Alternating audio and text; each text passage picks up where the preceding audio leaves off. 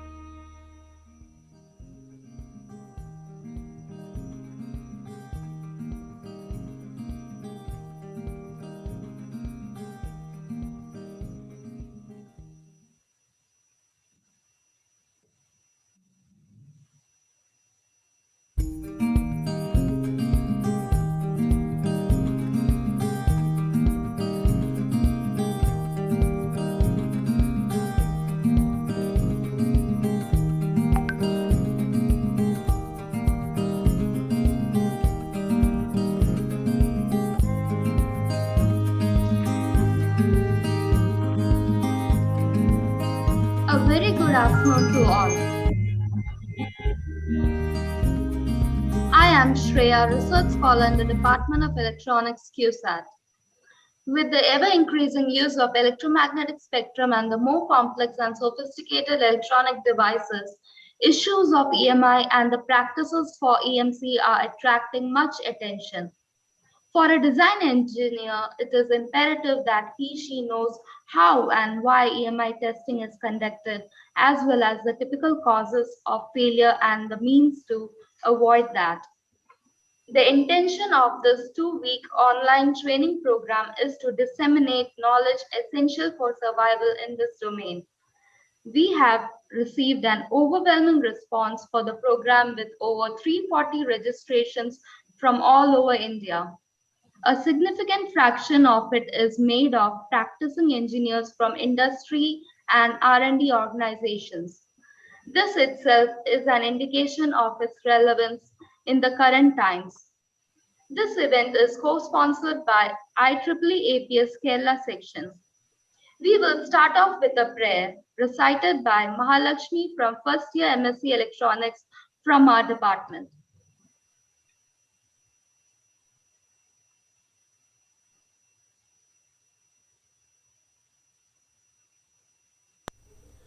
പുലരിയിൽ വിരിയും സുമം സന്ധ്യയിൽ പൊഴിയും ദ്രുതം ക്ഷണികമെങ്കിലും അനുപമം അഴകിലവയെയൊരുക്കിടും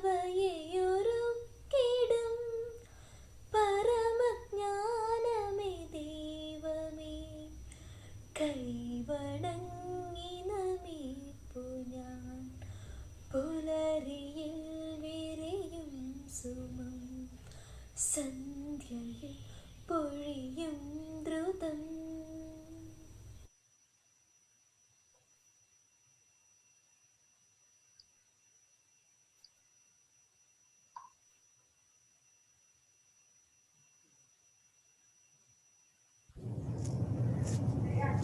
I request our head of department, Professor Supriya MH, to deliver the welcome address. Good afternoon, one and all. Today is an auspicious day for the Department of Electronics of QSAT since we are organizing a 2-week training program to learn to detect and decode EMI EMC. We have many participants online from different parts of India and abroad, and extremely happy to be welcoming all of you. First, let me take this opportunity to welcome the chief guest of the day, Sri Vijayan Pillai, Director NPOL, to this function. Sri S. Vijayan Pillai, outstanding scientist, has assumed charge as Director of Naval Physical and Oceanographic Laboratory, Kochi, with effect from 1st April 2019. He has started his career in Indian Air Force. He joined DRDO in 1989 as Scientist B. He is MTech in Integrated Circuits and System Engineering from IIT Kharagpur. His short stint in Indian Air Force provided a first-hand experience in airborne and ground equipment, which has held him in a good stead throughout his career in defense R&D.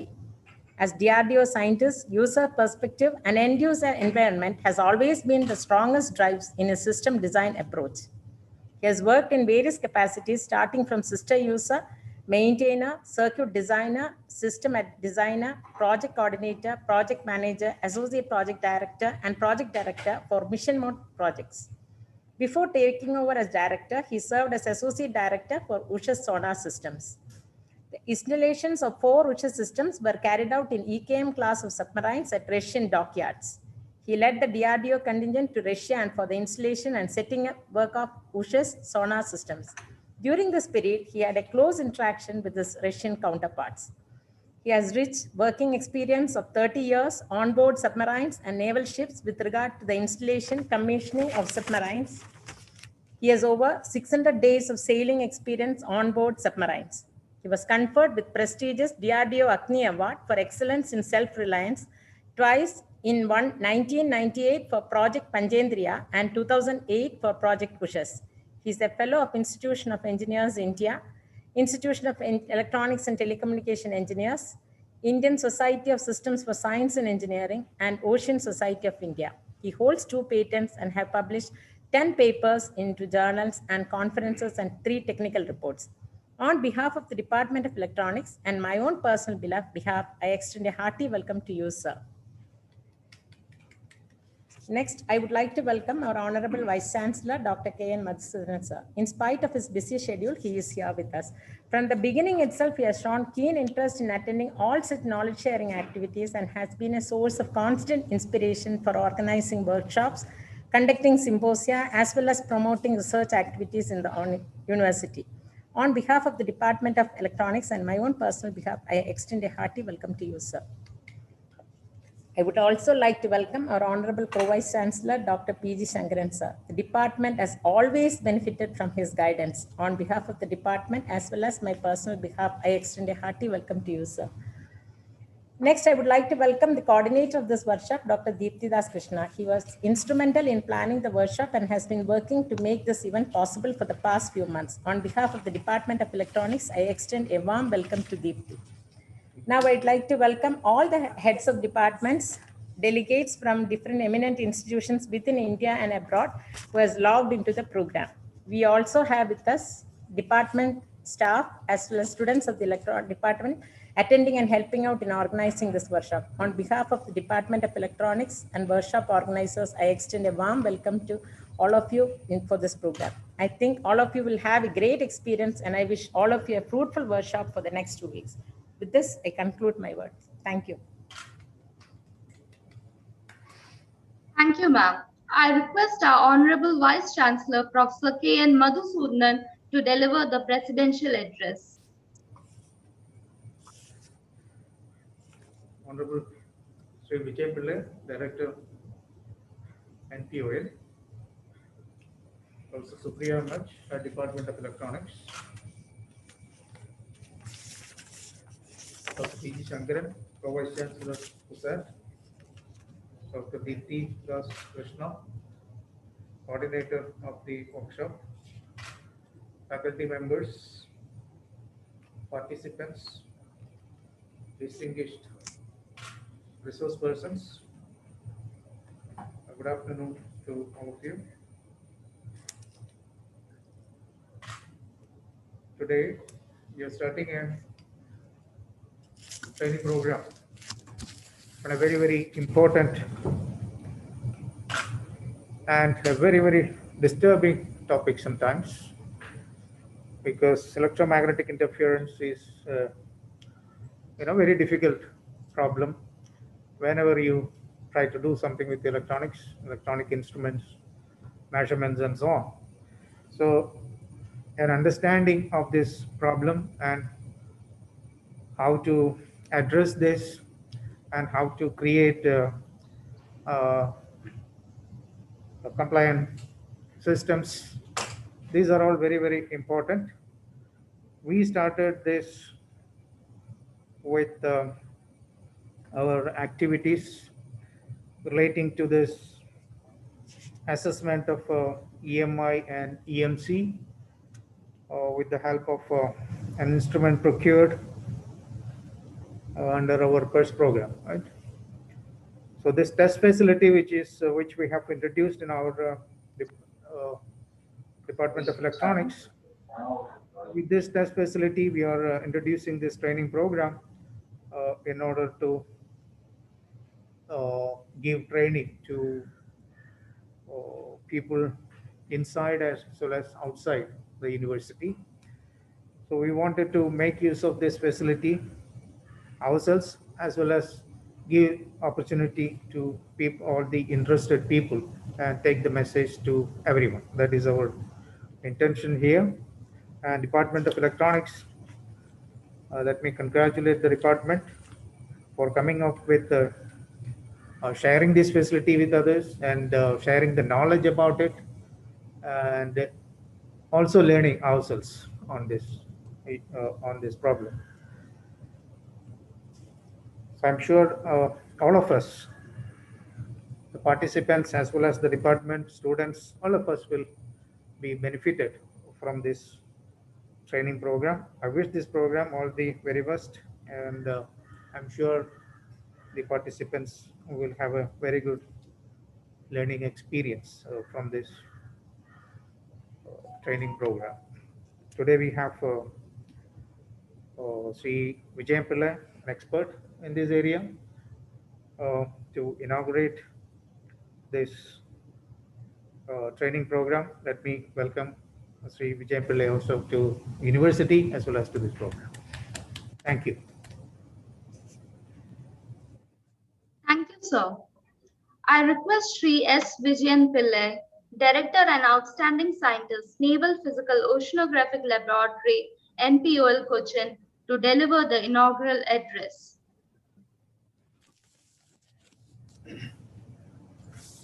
Onana. Dr. Madhusudan sir, Dr. P.G. Sangaran sir, Dr. Supriya, Dr. Deepthi, and all faculty members, all participants, a very good afternoon to you all. In fact, I am very honored that I have been given an invitation to come for this program. And we are remembering one thing. Does the EMI EMC existed ever before? It has existed long back. It has been there. It is going to be there. Only there is no thorough understanding of it. That is a major problem. When Marconi conducted the first experiment of radio, he has become successful then. Similar exercise, if somebody attempt to do today, I don't think it's going to be a success, because the spectrum has been corrupted so much that we may not be able to get such a signal to noise ratio so that we can have a simple experiment to become successful. It is not going to happen. So it is very much apt, the name given hello EMI EMC. But as an electronic engineer, when you design a system, you should say by EMI hello EMC. That is the thing that is to be adopted in the very beginning itself. So if a question is asked, what is the difference between the noise, electronic noise, everybody knows what is noise, and EMI? Can we do something without noise? Can we do something without EMI? In fact, without noise, we cannot do anything. Supposing if you think the noise is zero, what is the detection? Without noise, we cannot have a detection at all. Because everything is detected, because no noise, infinite SNR. So no requirement of detection is impossible without having a noise. But that noise has to be incoherent, means it has to be totally random in nature. But EMI is another fellow. It is also a noise. It is an unwanted signal, because noise is an unwanted signal. But EMI also is an unwanted signal generated by somebody. But it is going to be directional. It is going to be coherent.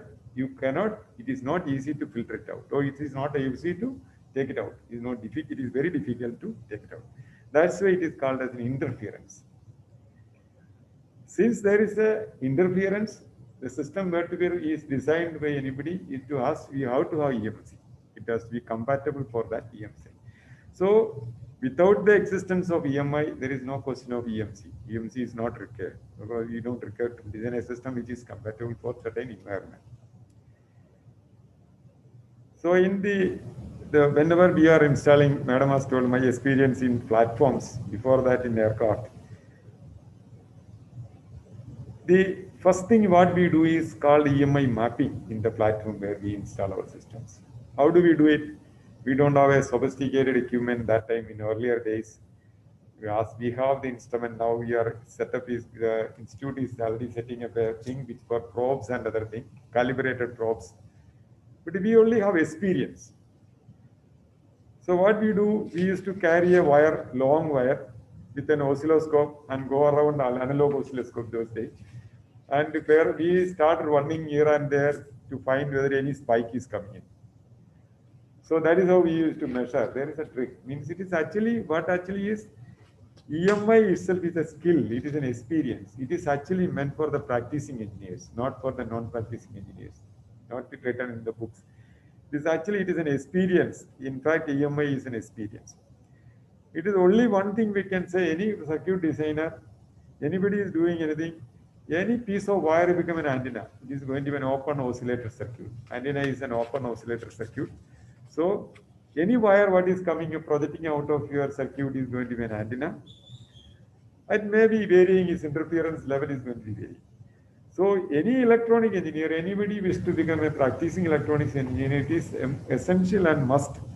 You should have sufficient proficiency and understanding in the area of interferences, how the interference is generated. It is because of the fact that it is very easy to handle at the time of generation rather than countering it. So let us not have so much load on the EMC. Let us every designer to be taught how to come down. So now the new effort has come up that we are going to have a setup in the lab to demonstrate the student who is going to be the designers of the coming years. They'll be made aware that how to feel, experience the things. So every day, all of us are carrying one simple instrument is there which can demonstrate the EMI. It is a simple thing is my our mobile itself. So I used to go and check whether somebody is telling this equipment is good. First, I simply make one number the dial, and say that this sound is coming from where it's not supposed to come. So it is not packed.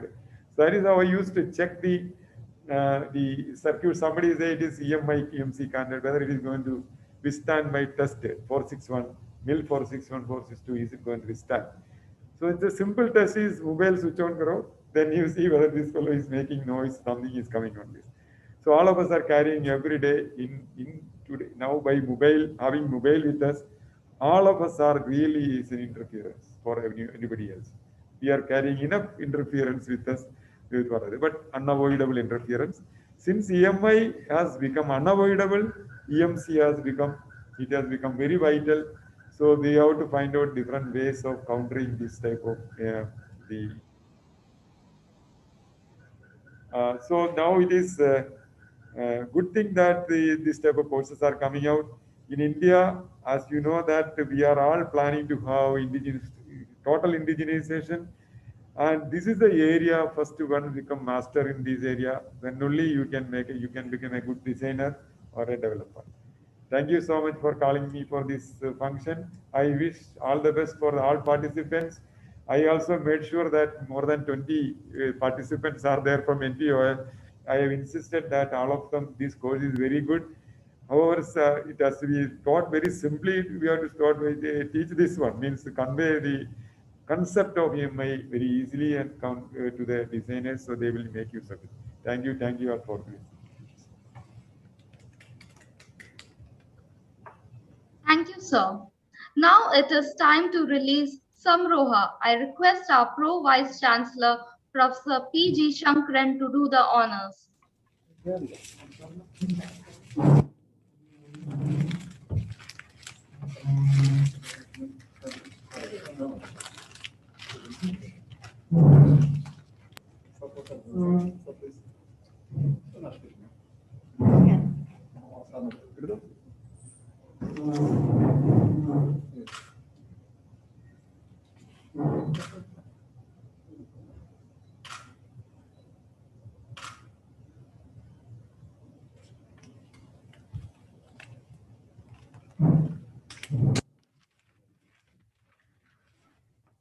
Thank you, sir.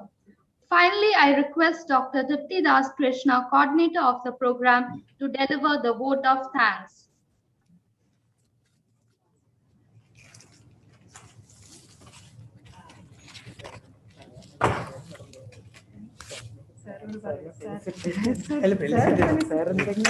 Okay. Dr.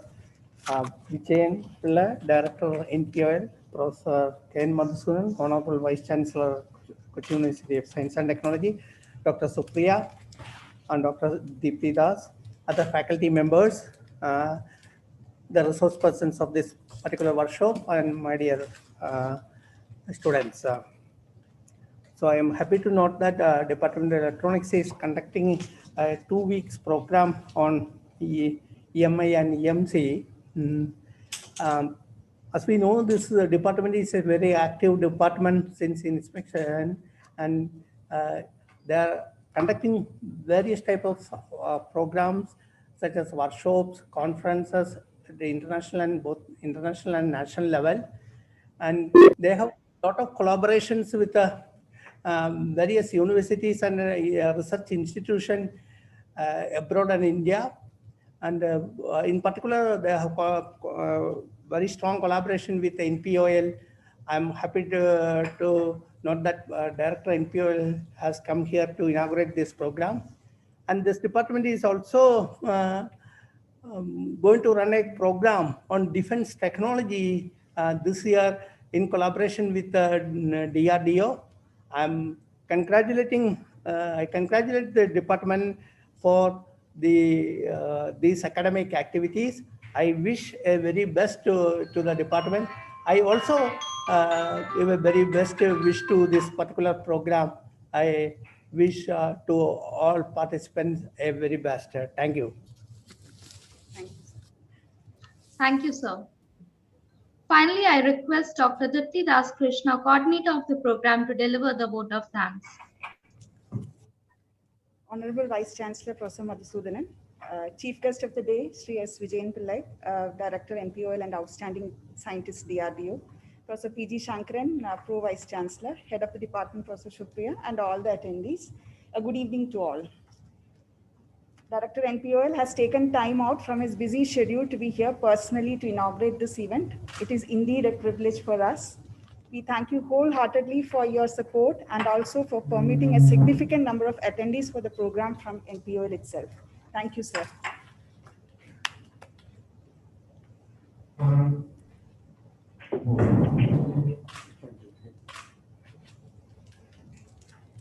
We would like to thank Professor Madhusudanan, Honorable Vice Chancellor, and Professor P.G. Shankaran, Pro Vice Chancellor, who has always been enthusiastically supporting all our initiatives. Thank you, sir.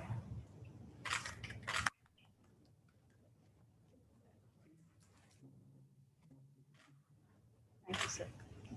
With so many online courses being conducted every other day, we were apprehensive about the reception of our program.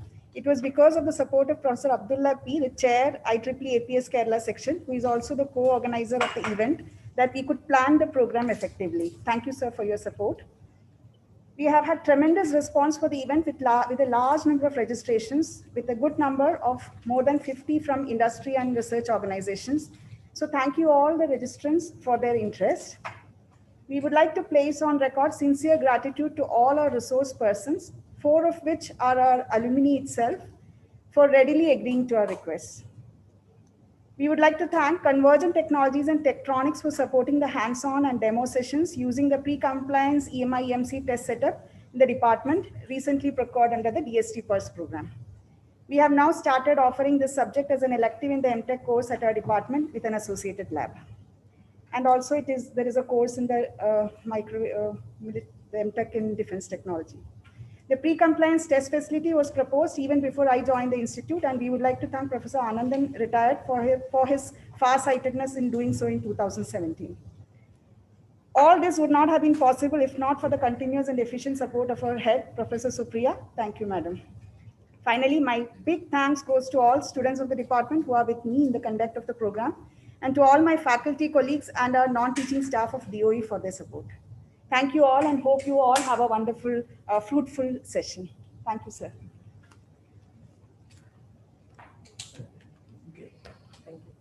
With this, we come to the end of the inaugural session. Now, I would like to hand over the platform to Ms. Neema for the first session of this training program. Thank you, Shreya. Good evening, one and all. I am Neema, Research Scholar at the Department of Electronics, QSAT. Now we are going to begin the first session of the training program. When the session is going on, I request you all to mute your audio so as to avoid any disturbance and to type in your doubts, queries in the chat box. During the Q&A at the end of the session, it will be addressed. Today, we have with us Professor P. Abdullah from the Department of Electronics, School of Engineering, QSAT, chair this session. A graduate of IIT Kharagpur, Professor Abdullah sir is an experienced teacher in engineering education and researcher in the domain of RF and microwave circuits. Over to you, sir.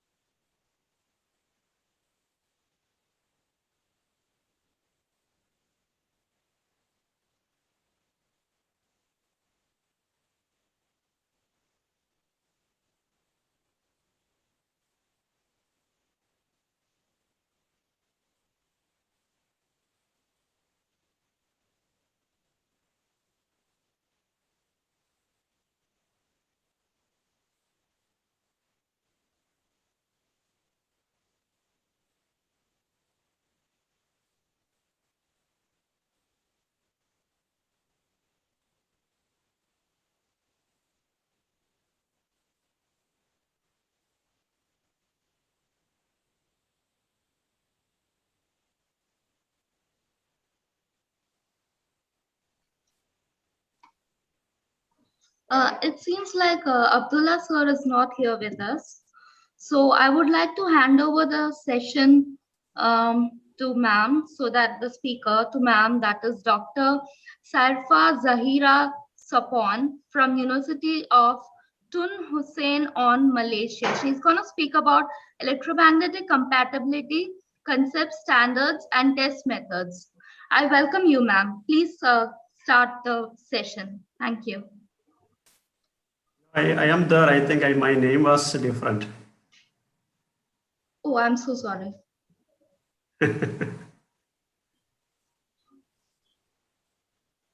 Just now I changed. You may continue, sir. Shall we start? Yes, sir. Yes, sir. Please do, sir. Whether our speaker has joined, I don't know. I think our speaker has joined. I did see a speaker in the list of participants. Yes, sir. I can see the speaker. Okay, fine.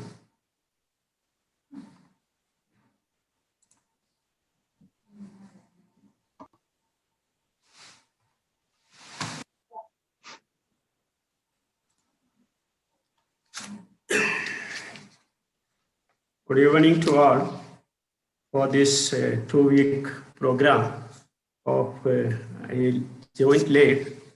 Our coordinator Dipti might have introduced regarding the course.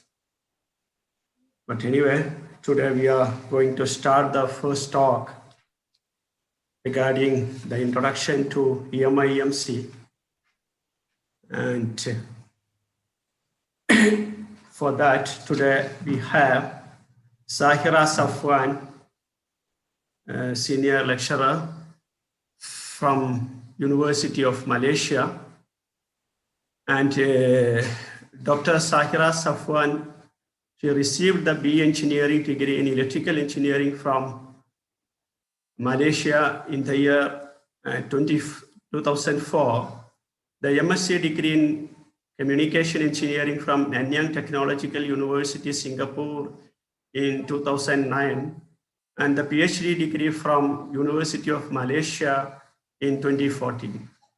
She is currently a senior lecturer at the Electronics Engineering Department, University of Malaysia, where she is also an EMC consultant and EMC analyst for KVMRT2 communication systems for Sapura Secure Technologies. She is also an advisor and consultant of an EMC ambient measurement for KVMRT2 signaling for Bombardier Malaysia. She teaches EMC course, electromagnetic field waves course, and signaling and communication for Masters in Railway, University of Malaysia. She is an expert in electromagnetic compatibility. Previously, she was head and principal researcher of EMC cluster under EM Center, University of Malaysia. She involved with several EMC projects and consultation with oil and gas company, Petronas Global Technical Solution, and etc.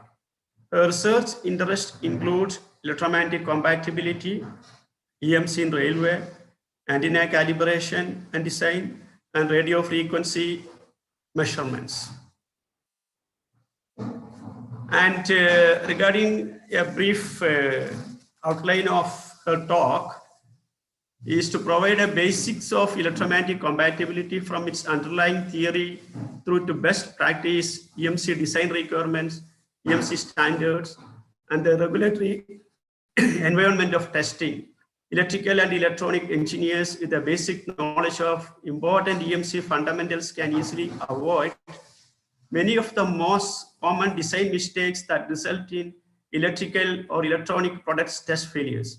Therefore, this 1.5 hour talk is designed to introduce these fundamental concepts of EMC to postgraduate students and researchers or anyone with an interest in the basic concept of EMC, ensuring that electronic systems meet their EMC requirements. With this I welcome Dr. Sahira Safwan to take over the podium. Please, madam. Okay, hi. Thank you to the speaker. So I will share my slides now.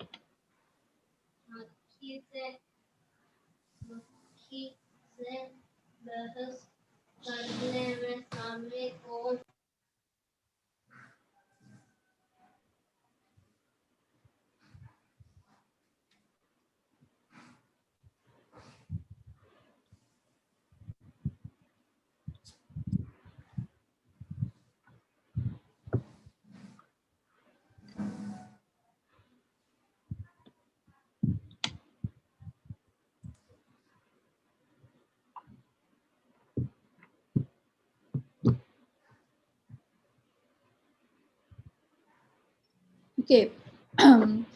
Hi. Good afternoon and good evening. Good evening because in Malaysia it's already evening now. While we are waiting for the slide, I'm not sure why it's not. We need to wait for a while for the slide to be appear.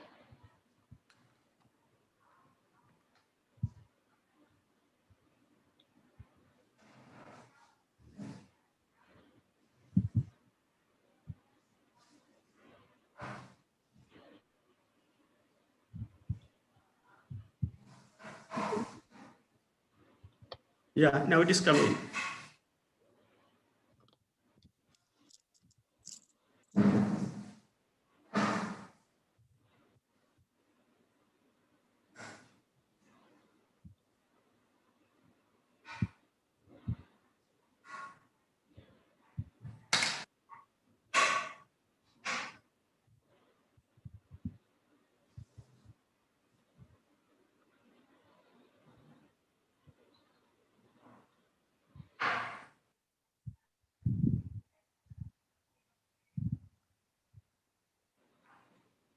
Okay, I will start now. Thank you. Okay, thanks for the invitation to this 2 weeks training on the electromagnetic code and decodes. So I will start with the for my title talk today is electromagnetic compatibility EMC concepts, standards, and test methods. Okay, so I will introduce a little bit about my background. I think I will skip this part because the speaker is already explained about my background. So just I want to share about my experience on the EMC actually since 2006. Actually, I start with the shielding effectiveness of the product design.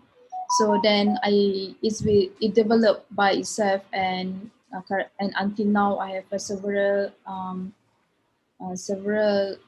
experience on the oil and gas offshore platform, EMC as a EMC consultant, railway communications, railway signaling, also the electrical in railway in power, electrical power system, EMC electrical power system. Okay, so we start with the learning outcome. So at the end of this session, participants will be able to describe the meaning of electromagnetic compatibility, EMC, according to the standard, discuss the structure of the EMC standard, type of standard, and also the standard organizations, and also differentiate between the EMC emissions and also the immunity and their test method. These are my course outlines are very simple. We start with the introductions, and then we go to the EMC standards, EMC emissions, and the last one is the EMC immunity. Okay, before we go to the introduction of the EMC, I just want to declare that I will use this type of abbreviations and definitions. EMs, this is common. EMs stand for electromagnetic, EMI stand for electromagnetic interference, and EMC stand for electromagnetic compatibility. Okay, actually this is a common abbreviations used in the EMC world. Okay, and we start with the definition of the electromagnetic interference. Basically, the EMI occurs when the culprit emits certain EMI spectrums, it propagates through a medium, cause interference to the intended operations. For example, here on the left side is the culprit. So it will propagate through a medium, and medium can be either through the free space, through the air, or it can through the transmission line as well. And the right side is the victim. So for example, here we have a mobile phone as our culprit. It's not only mobile phone, actually any electronic equipment and electronic products can be a culprit. And it propagates through the air, and our victim here is a computer. So this is the definition of the interference, EMI. So there's lots of EMI incident occurs. Actually, the EMC start from the radio interference appears in 1920, because at that time there is lots of communication through the radio. So that is why the technical paper is start come up around 1920s. And EMC, as the equipment become more complicated, especially during the World War and World War II, World War I and World War II, the interference, especially between the equipment, become more stringent. There is a lot of incident happens. Example here, 1962, there is a US testing a nuclear explosion interfered with electronics and electrical system. Even during 1967, there is a USS Forester fire caused by EMI and several other incidents as well.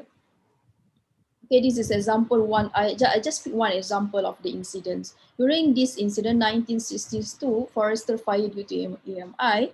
Actually, what happened here is during the Vietnam War, there is a radar on this platform deck. Okay, the wave from the radar, the electromagnetic wave from radar, coupled into the improperly shielded cable connector on another aircraft. So unfortunately, there is a missile launch, okay, on the flight deck. It caused 134 sailors and airmen died as a result. This is a very sad incident due to the EMC. If you can see here, they're able to identify the cause of the interference is due to the cable and connector. That's why in the EMC, based on my experience, I always check my cable and connector first before I go to other possible causes for the mitigation. Okay, we can assume that our equipment is as one equivalent circuit. For example, here we have the equivalent circuit. On the left side this is our source. Ignore the voltage and current here, because I'm not sure why this slide appear first. Actually, this is the animation. So we have the transmission line here. Transmission line is connected to the load. Okay. So for example, you have a PCB circuit and want to send a digital signal. This is a digital signal. The red color is a digital signal from one component from IC to another IC, for example. Suddenly, there is an electromagnetic wave. This is electromagnetic wave come. The electromagnetic wave consists of electric field and magnetic field, and it interferes with this circuit, which is equivalent circuit or system, and introduce unwanted voltage and unwanted current.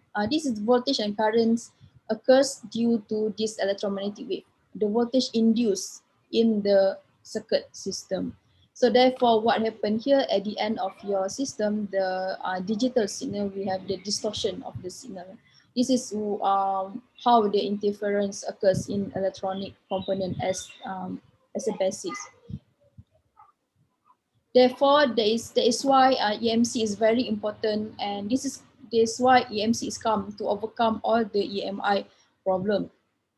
The EMC definitions, according to the IEC standard 60050, is the ability of an equipment or system to function satisfactorily in its electromagnetic environment without introducing intolerable electromagnetic disturbance to anything in the environment. So it means that in this definition, we know that the EMC is divided into two, which is one is the immunity, which is in the red color. It must be function well in its environments. And at the same time, the equipment or the electronic equipment will not emit high emissions, okay? High emission to anything in that environment. By these definitions, actually, this is another keyword that quite interesting in these definitions, which is equipment or systems. For the equipment and equipment and system, sorry. So means that EMC actually is cover even for the equipment, apparatus, or a single product. So the first one is referred to the product, or it's also cover for the system of fixed installations, or even for the mobile installations. For the equipment or apparatus means that all active electrical or electronic devices must comply with the EMC standard. Passive device is not liable to cause or be susceptible to disturbance. Okay, the passive device example is antenna. Passive antenna is one of the passive device. So that's why antenna is not, there's no requirement for EMC requirement for the antenna, because antenna is a passive device. Unless you buy the antenna connected, it's under the antenna is a combination of the access point and switch, then you need to test for the EMC. And another thing is the system of fixed installations. For the EMC, what is the meaning of the system of fixed installation? A particular combination of several types of apparatus, and where applicable are the devices which are assembled, installed, and intended to be used permanently in that intended location. So means that it is a combination of all of the many apparatus, then you install in that locations, in the intended location, and it's permanently there.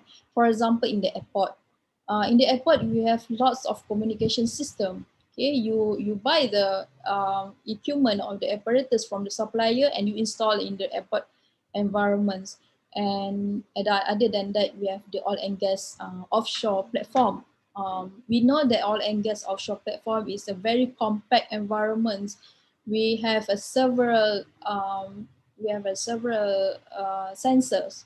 We have helicopter deck, okay, for the helicopter, and we have radar we have a radar on the offshore platform as well. Because in Malaysia we have that. Last time I faced the issue in the oil and gas platform. Okay, so and other than that is the railway environments. Of course, in the railway environment you have a rolling stock. You have the CCTV to be installed inside the railway. You have the communication system, even the mechanical system for the bogie. All will be connected each other. So this single apparatus all the apparatus will be connected each other by the cable and connector. Therefore, EMC is very concerned during the system installation as well. So for the system, for the EMC for the system is different compared to EMC for the equipment, because when you consider the EMC for system of fixed installation, you need to consider starting from the design stage, which is we are using the EMC zone allocations. We need to consider the hazard analysis. We need to do the ambient measurements. We need to do the measurement outdoor, not in laboratory measurement, but outdoor measurements. Okay, for the airport, we need to do a measurement in the airport. And also we need to consider even the cable study, because all the apparatus is connected by the cable. So cable separation and cable study, cable interference is very important during the system installation as well. But today, we focus on the fundamental of the EMC. Of course, we will talk about the apparatus only on this part. Okay. And therefore, EMC, these designs is to ensure that it does not cause interference with other equipment. It does not susceptible, means that it has the immunity from other equipment. And the last one, it does not cause interference with itself. The third point is also important, okay? Because sometimes its own cable can interfere to its own PCB layout. So it is quite critical actually. Therefore, we want our equipment to live harmony each other. We want it can be position, it can be close each other. So EMC is very important to this issue. Okay, we talk about the coupling mechanisms. When we talk about the EMC, of course, what is the coupling mechanism?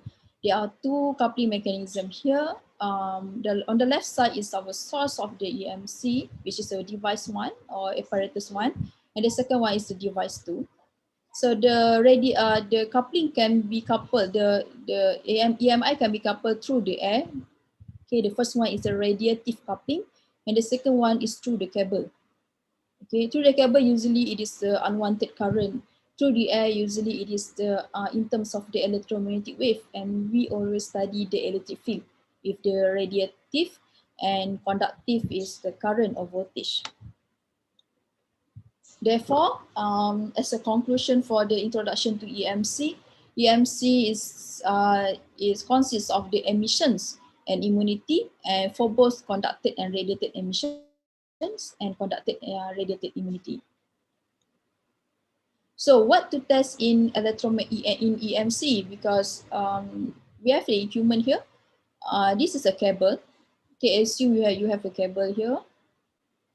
And this is a cable connected to the mains, and you share the same mains with the equipment B. And we need to test the radiated emissions, okay, and also the conducted emissions. So what is the source of the conducted and radiated emissions? Of course, from the equipment A, it can be radiated from equipment to equipment, from the enclosure to enclosure, from exit to enclosure. And the second one is from enclosure to cable, because cable can induce because the electromagnetic wave can induce a cable, because the electromagnetic wave is a time varying field, combination of the electric field, time varying electric field, and time varying magnetic field. That is why voltage can induce on the cable. And other than that is the conducted emissions is number 4, means that the interference can travel through the cable to another equipment if it's connected through the mains. And for the radiated immunity is just the immunity from the interference. Okay, when we talk about the EMC, of course, we need to know about the EMC standards, international and national organization as well. Okay, so why we need EMC standards? To ensure proper EMC design are being incorporated, EMC regulation are being enforced in many countries. Are being enforced means that not all countries enforce the EMC, even though there is a law, there is a standard there, but not many countries enforce the EMC. EMC regulation require the product to be tested to meet radiated and conducted emission and for both immunity as well. Okay, we have several organizations here. The first one is IEC, International Electrotechnical Commissions. And the second one, we have the CISPR. Okay, the third one, we have the FCC. FCC is for the USA. Okay, other there is the European.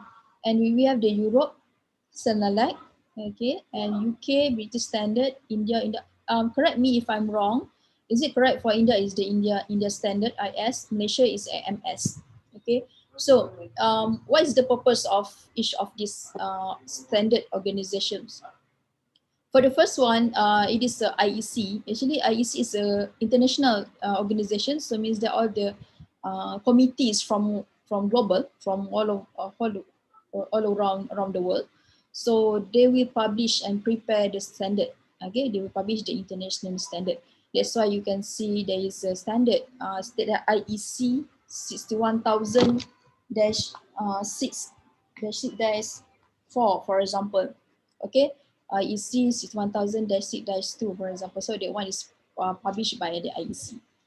Same as the CISPR, but the one CISPR is the IEC Committee for Radio Interference. Anything related to radio interference is under CISPR. This is a CISPR. We call it as a CISPR. And FCC is for the USA. So what is the European Community Senelec? European Community Senelec is all the European country or any other country that follow the European, they will follow this under the Senelec. So Senelec is the EN standards. It will adopt the IEC standard. For example, when you see the standard called EN 61000-6-4, so it means that it is from the Senelec. Senelec just adopt the IEC. It means that all the contents is from the IEC. They will not change any content from the IEC. If I'm not mistaken, they already just change the number of the appendix, but all the content is same as the IEC. Okay, and even the number is still same. They just changed the EN IEC. But recently, I heard that the recent standards is always sometimes they stated the EN IEC. And all the country, for example, UK, if UK under the European, so therefore they adopt the EN. So that's why we see BSEN, because they adopt the EN. Same as the Malaysia also adopt the EN, so MSEN. And all the content is still the same. So this is how the standard. Brenda, could you please this slide?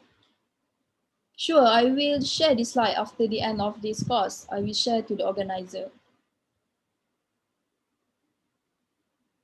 Okay. Okay. So the structure of the EMC standards. EMC standard is divided into four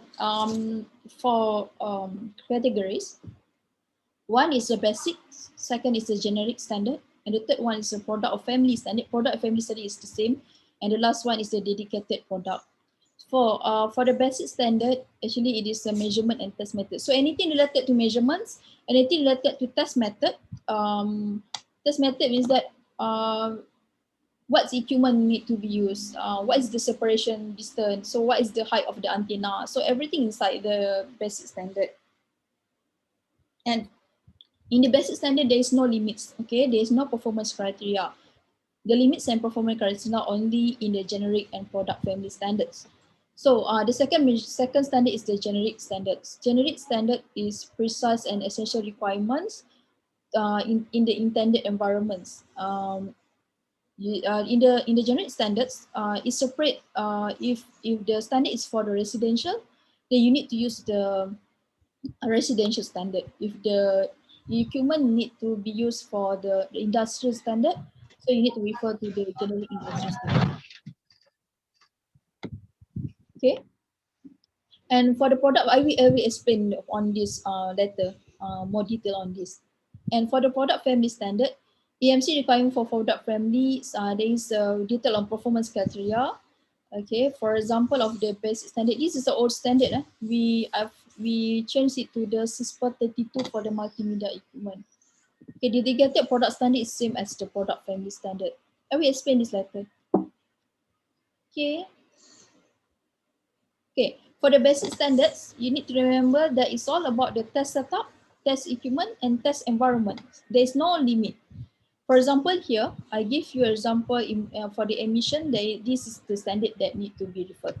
For the immunity, this is a standard need to be referred for the test setup, test equipment, and test environment. So where to refer to the test limit, you need to refer to the generic standard and also the product family standards. For the generic standards, it's cover the environment, whether you want to install it in the residential or industrial. Okay. And of course, for the residentials and for the emissions, residential, you need to refer the 6-3. For the emission industrial, you need to refer 6-4. For the immunity residential, you need to refer 6-1. For industrial immunity, you need to refer to 6-2. And we go to the family, this is same as before. Okay, we go to the product standard. Basically, the product standard is for the specific product or family. It takes precedence over other standards and may contain requirement for emission immunity. Both I will explain on the take precedence later. Okay, we go to this example. For example, here we have information technology or multimedia equipment, televisions, computer, laptop is fall under multimedia equipment. Therefore, you need to refer to the multimedia equipment, multimedia family. There is a standard for them. And for the electrical lighting, so you need to follow the electrical lighting standards.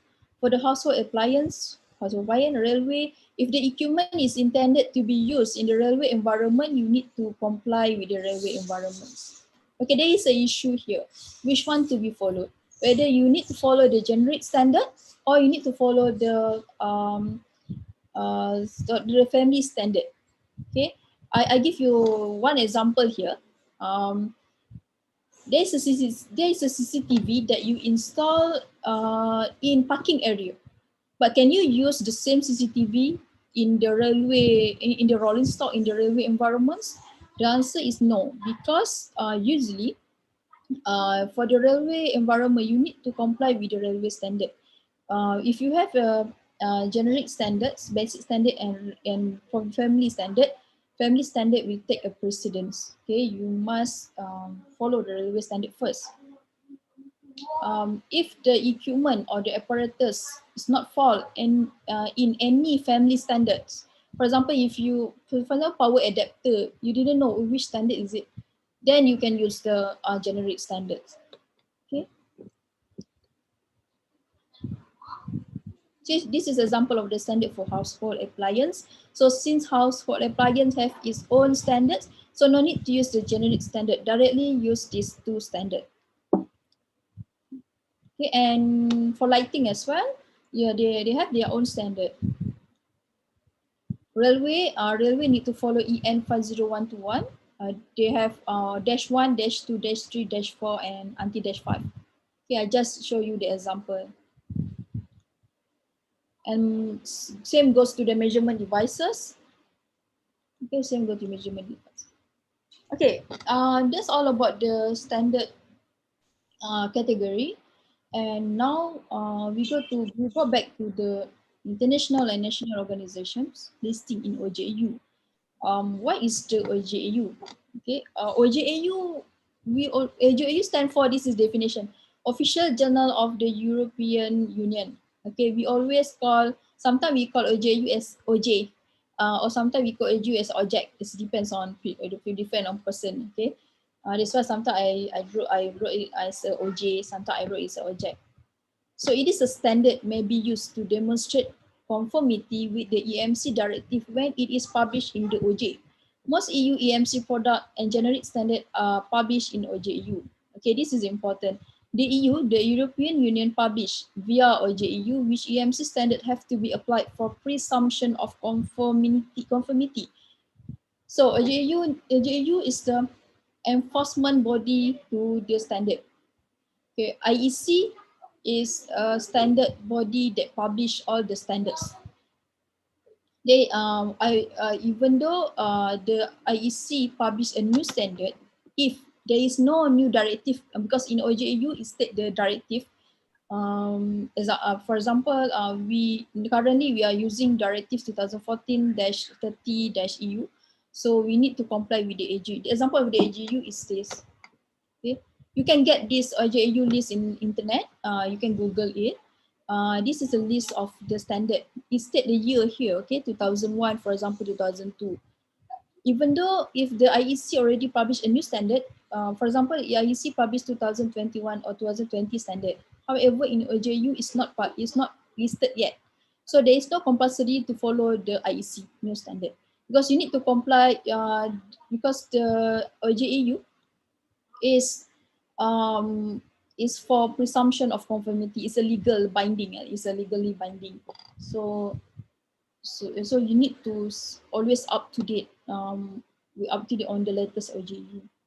Actually, I faced several issues on this OJAU during my experience as a EMC consultant.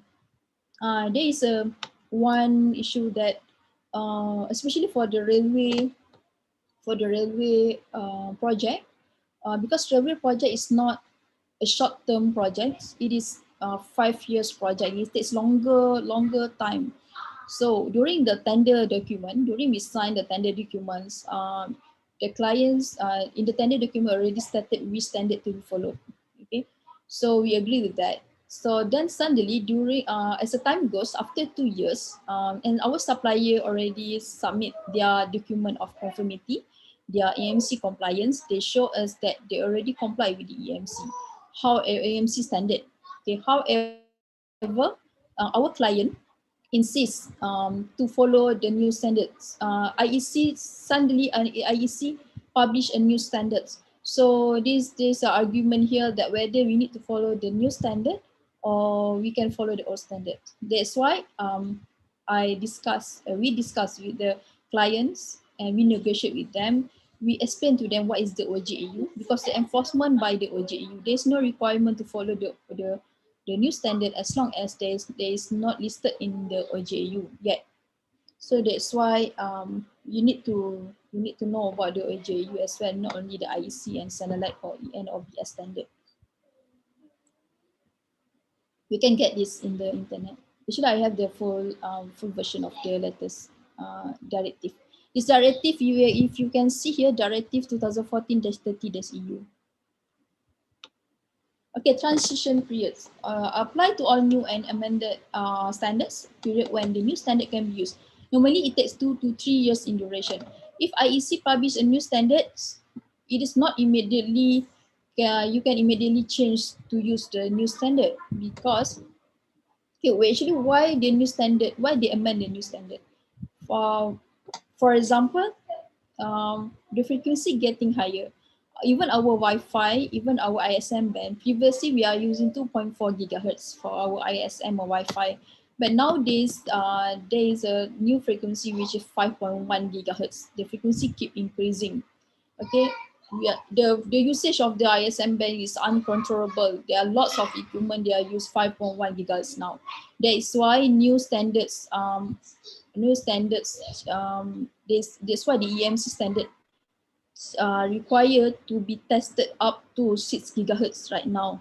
Okay, so that is why there is a transition period 2 years after they publish a new standard. This is due to when you change the standard, of course the laboratory, the accredited laboratory, accredited with ISO 17024 laboratory, need to be they need to upgrade their equipment as well. For example, if the immunity testing need to be tested up to 6 gigahertz, they need to buy lots of new equipment, including the power amplifier. Including the amplifier is very expensive. As the frequency getting higher, the amplifier is getting expensive. So that's why they give you a 2 years durations to you change the equipment and to you comply with the new standard. And all the transition periods are published in OJEU. So that's why important to refer to the directive OJEU. Okay, that's all about the EMC standards, including the IEC and also the IAGU. Can we go to the radiated emissions?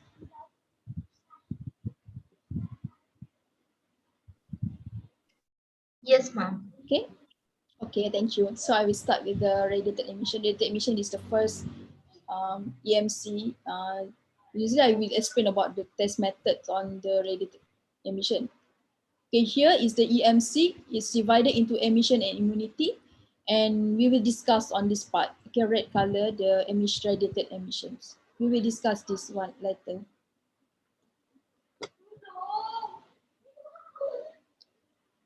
Okay, generally the measurement for radiated emission is starting from 30 megahertz up to 1 gigahertz. Now we moving towards the 6 gigahertz. Okay, even FCC is required testing to up to 40 gigahertz. Okay. But in Malaysia, most of the time we refer to the EN and IEC standard, European standard. Okay, equipment requirement for the measurement is for the testing is antenna, mass, turntable, receiver or spectrum analyzer, and also software.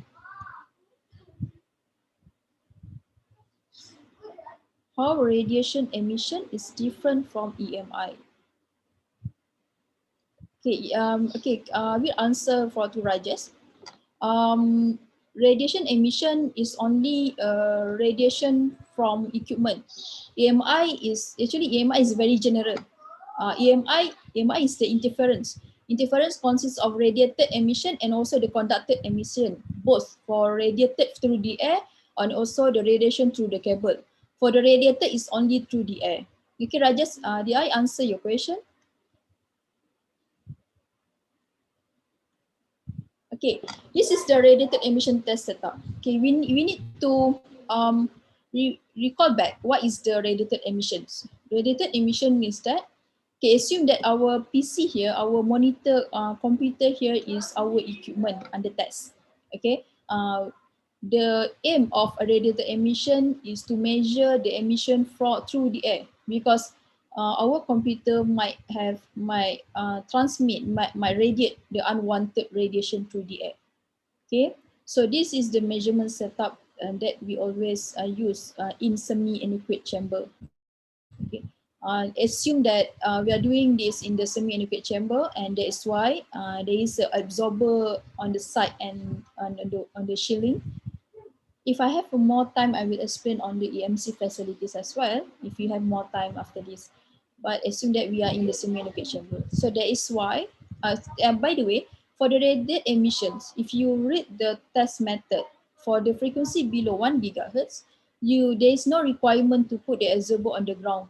Okay, that is why for this testing, there is a direct wave, and also we need to consider the second wave, which is the reflected from the ground wave. And this, yes, prevent, it's correct. Actually, EMI is general, radiated emission only radiated through the air. Okay, if you can see here, we have the antenna. Antenna is work as the receiver. Okay, antenna is work as a receiver. We will receive the signal or the radiation from the from the equipment and the test.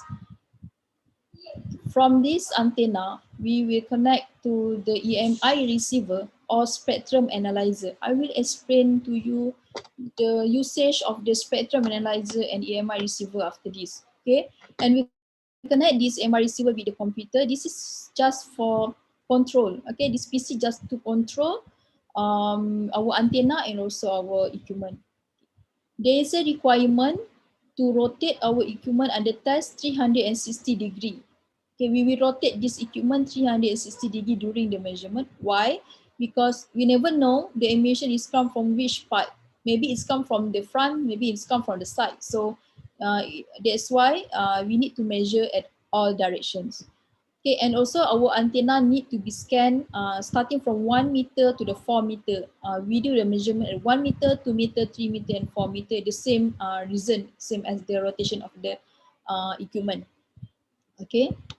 That's why our table here will be put on the rotator. There is a rotator on the below the table here. So this is the setup and the ground plane. Okay, spectrum analyzer versus EMI receiver. Okay, before that I will explain. During the measurement, and we will scan the signal will be received by the EMI receiver. What signal will be received is basically antenna and spectrum analyzer only can receive the voltage. Okay. However, the requirement for the EMC, you need to know the electric field value received by the antenna. So that is why you need to use the equation to convert from voltage. Anything come out from the antenna is a voltage. Okay? So anything come out from antenna, you need to convert to the electric field. You need to use the antenna factor relationship. You can, I cannot explain everything here because it will take a longer time. But if you want to know more about the antenna factor, I can explain it to you later. However, anything inside the EMI receiver and also the spectrum analyzer is already in the electric field because everything is the automatic calculated by the computer. Okay, the difference between EMI receiver and spectrum analyzer. I'm not so sure whether you are familiar with the EMI receiver or not. I assume that you are not familiar with it, so I will explain on the EMI receiver as well. So in general, the spectrum analyzer is detect peak detections, average, and also RMS detection. In EMC, so of course the peak detection is the highest highest detection. However, if you refer to the standard, the main form of the signal detection employed in EMC is a quasi-peak QP or QP detector. You need to know the quasi-peak detector, not the peak value. Okay, EMC need quasi-peak, not the peak detection. So what is the quasi-peak or the Q-peak detector? So the quasi-peak or Q-peak detector is the quantify the annoyance factor of a signal by weighing its repetitive rate in addition of its frequency and amplitude. I can give you the analogy. Okay, if we assume that we have the water tap in the sink, kitchen sink, our kitchen sink. We have the water tap, okay, water pipe. If there is a leakage on our water pipe or water tap, of course, the water can come out from our pipe of water tap.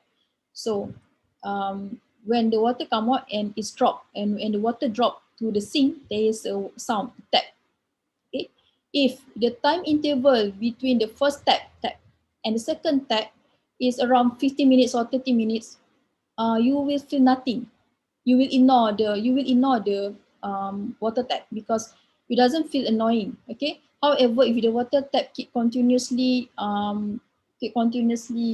leak, tap means that the time interval between the first tap and the second tap is continuously, so you will feel annoying. So same goes to the interference. When we see the television, when you watch the televisions, you see suddenly there is a distortions on the televisions. If this distortion occurs after the next 1 hour or if it's occur only once, so you will feel nothing. Okay. However, if distortion keep occurs, it continuously occurs, the distortion, you will feel annoying. Okay. That's why EMC actually is not only measure how the level of the interference, and it's also measure how frequent the interference occurs.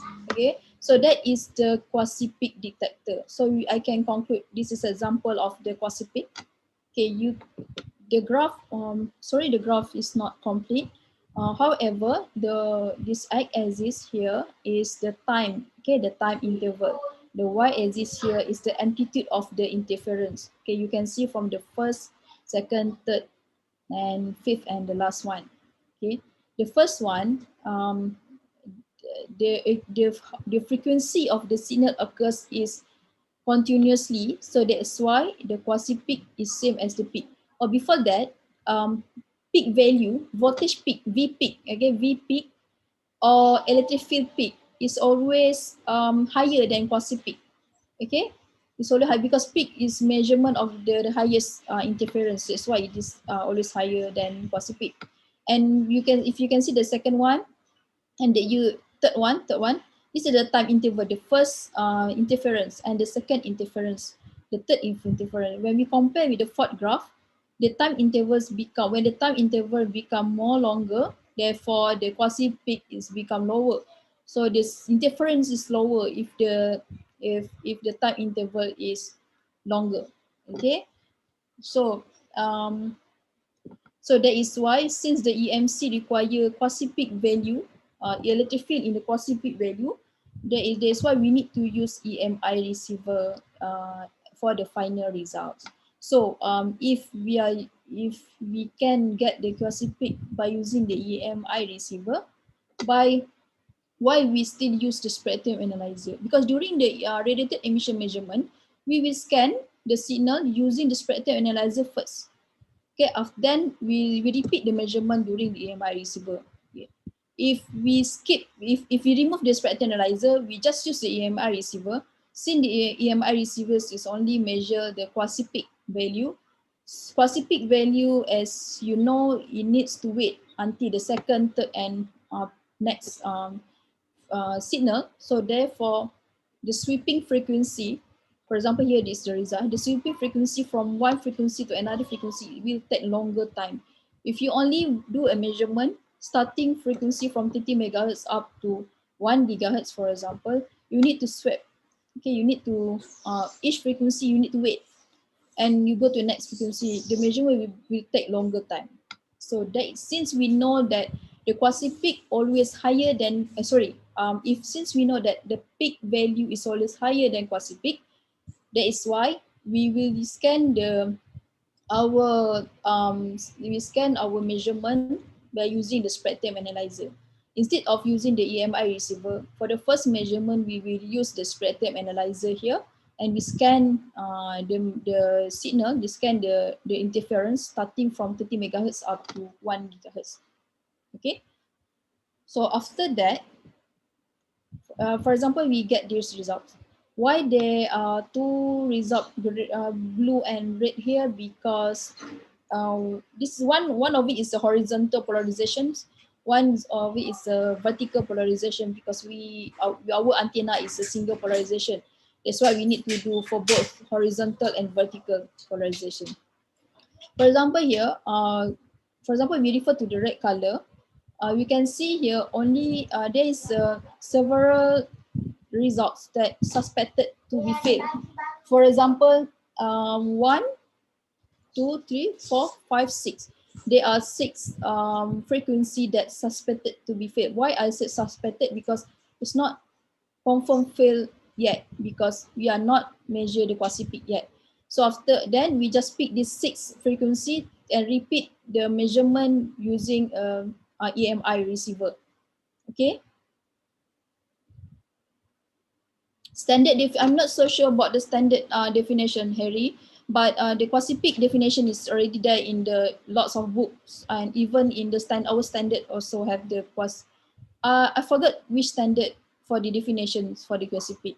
But if you refer any EMC book, they will explain about the quasi peak. No, the red color is for horizontal polarization and the blue color is for vertical polarization, because our antenna, because you can see here, this is the bilog antenna. Now in the vertical polarizations, then you need to rotate your antenna to do for the horizontal polarization. That is why in our EMC measurement, you will get two graph here. One is the horizontal polarization and another one is the vertical polarization. Okay. Okay. Any questions? So you can ask me anytime if you want. Okay, clear about the quasi peak and peak. So, we stop where we stop. We stop at quasi peak. You need to repeat only 6 measurement. Okay, then you can save more time to do a measurement.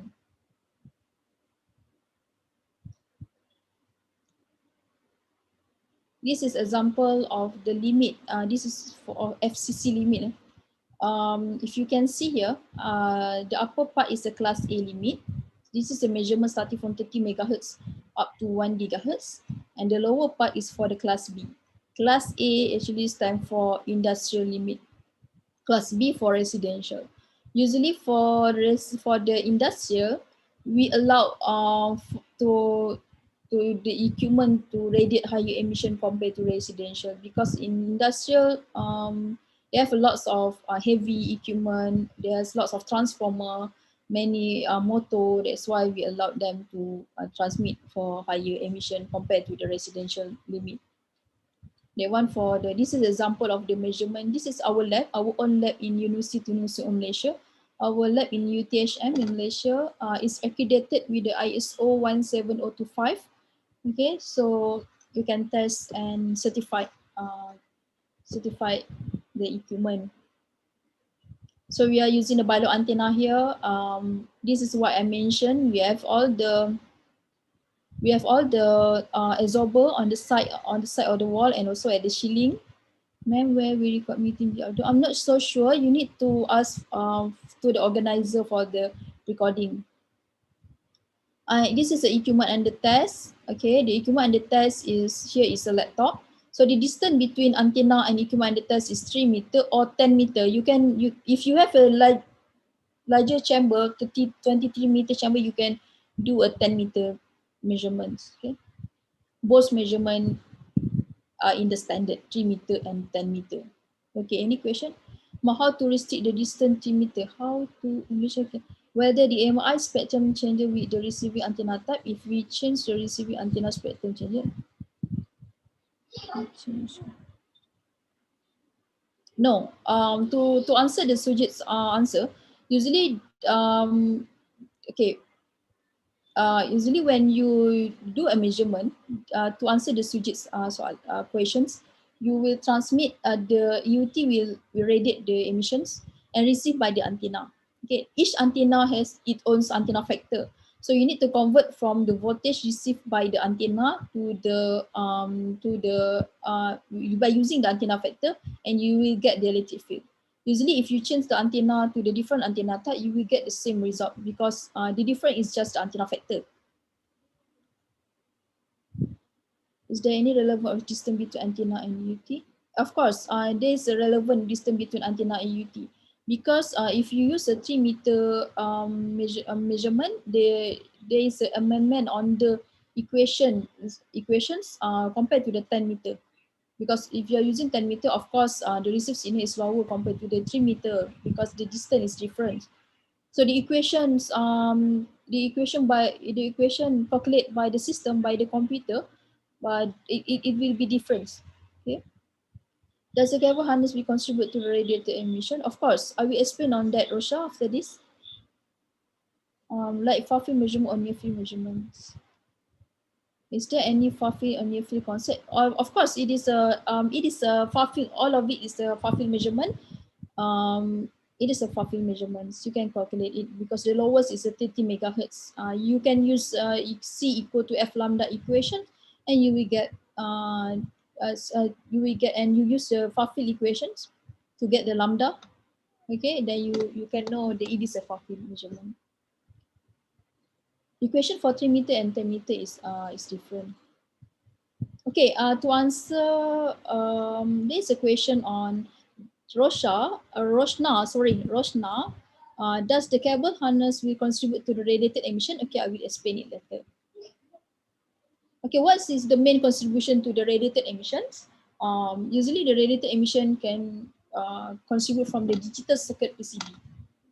Inside our equipment, inside our apparatus, we have the PCB circuit, and also we have a cable attached to it.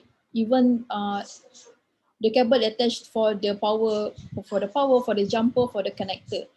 Okay, so the radiated emission can come from the loop from the PCB because on our PCB we have a copper line here, so conductor. So any loop can act as the antenna. It acts as the antenna. That's why it can be radiated, and also it can radiate to from the interface cable. That is why when you design a product, try to avoid use more than one PCB in your apparatus, in your product. Try to use only one PCB in your product. However, sometimes you can avoid to use more than one PCB because sometimes company recycle all PCB to the new equipments, to the new apparatus. So you need to use 2 PCB. Just ensure that the cable, the interface cable between one PCB to another PCB is as short as possible to avoid it radiate as the antenna. Okay. And in order to know the radiated emission, you need to understand the differential mode current and common mode current. Differential mode current is the normal currents. On the left side is our source, on the right side is our load. Of course, it is the desired current operation in the circuit. And common mode current is the unintended current present in practical system. It's a one-way current. Okay, the current is not going back to the source, but it is go out from the equipment, from the PCB. So this is the equation for differential mode current and common mode current. Okay, I already simplified the common mode current and differential mode current. If you want to know about it, I need to explain another time if I have time. So I just simplify it. Okay, therefore, as a conclusion for the radiated emission from digital circuit or PCB, we have a differential mode current. Differential mode current, electric field from the differential mode current can be predicted by using these equations based on it. it is due to the loop from your PCB, okay? From the VCC, this is your VCC, to the ground. Same goes to the other loop, okay? As we can see here, the differential mode current, this is the radiation, this is the radiation from the PCB, is equal to, it depends on the frequency, it depends on the area. Area means the area, this area, the loop area, and also the current, and also the R is a measurement distance. If you are using 3 meter measurement, and R is a 3 meter. If you measure in a 10 meter measurement, and R is a 10 meter. So for that is why for the high speed PCB, which is the frequency is higher, the emission is higher, okay? And of course, you cannot change the current flow inside your PCB. You only can control the area of the loop in order to reduce the emission from the digital circuit. Okay, and another one is we have the cable, jumper cable, or we have the interface cable. So interface cable is considered as a common mode radiation. So the common mode radiation is depends on the frequency, current, and also the length of the cable. That is why the interface cable must be as short as possible to ensure that radiated emission is lower, to reduce the radiated emissions. Okay, this is an example of how you design a circuit to reduce the emissions from the PCB circuit. The first one is large loop area. This is the worst. This is the worst design. Okay, try to, if you can use the multi-layer PCB, is the best. Okay, however, if you cannot use the multi-layer PCB, just make sure that your loop is as small as possible. Okay, as small as possible. Same goes to this design. The first, this is a quite large area as compared to the second. The second design is better compared to the first design, okay? Because emission will depends on the area of the loop. Okay, I think I finished on the radiated emissions, introduction of the radiated emissions. Okay, I think I already answered all the question here regarding to the radiated emission part. And I will go continue with the conducted emissions.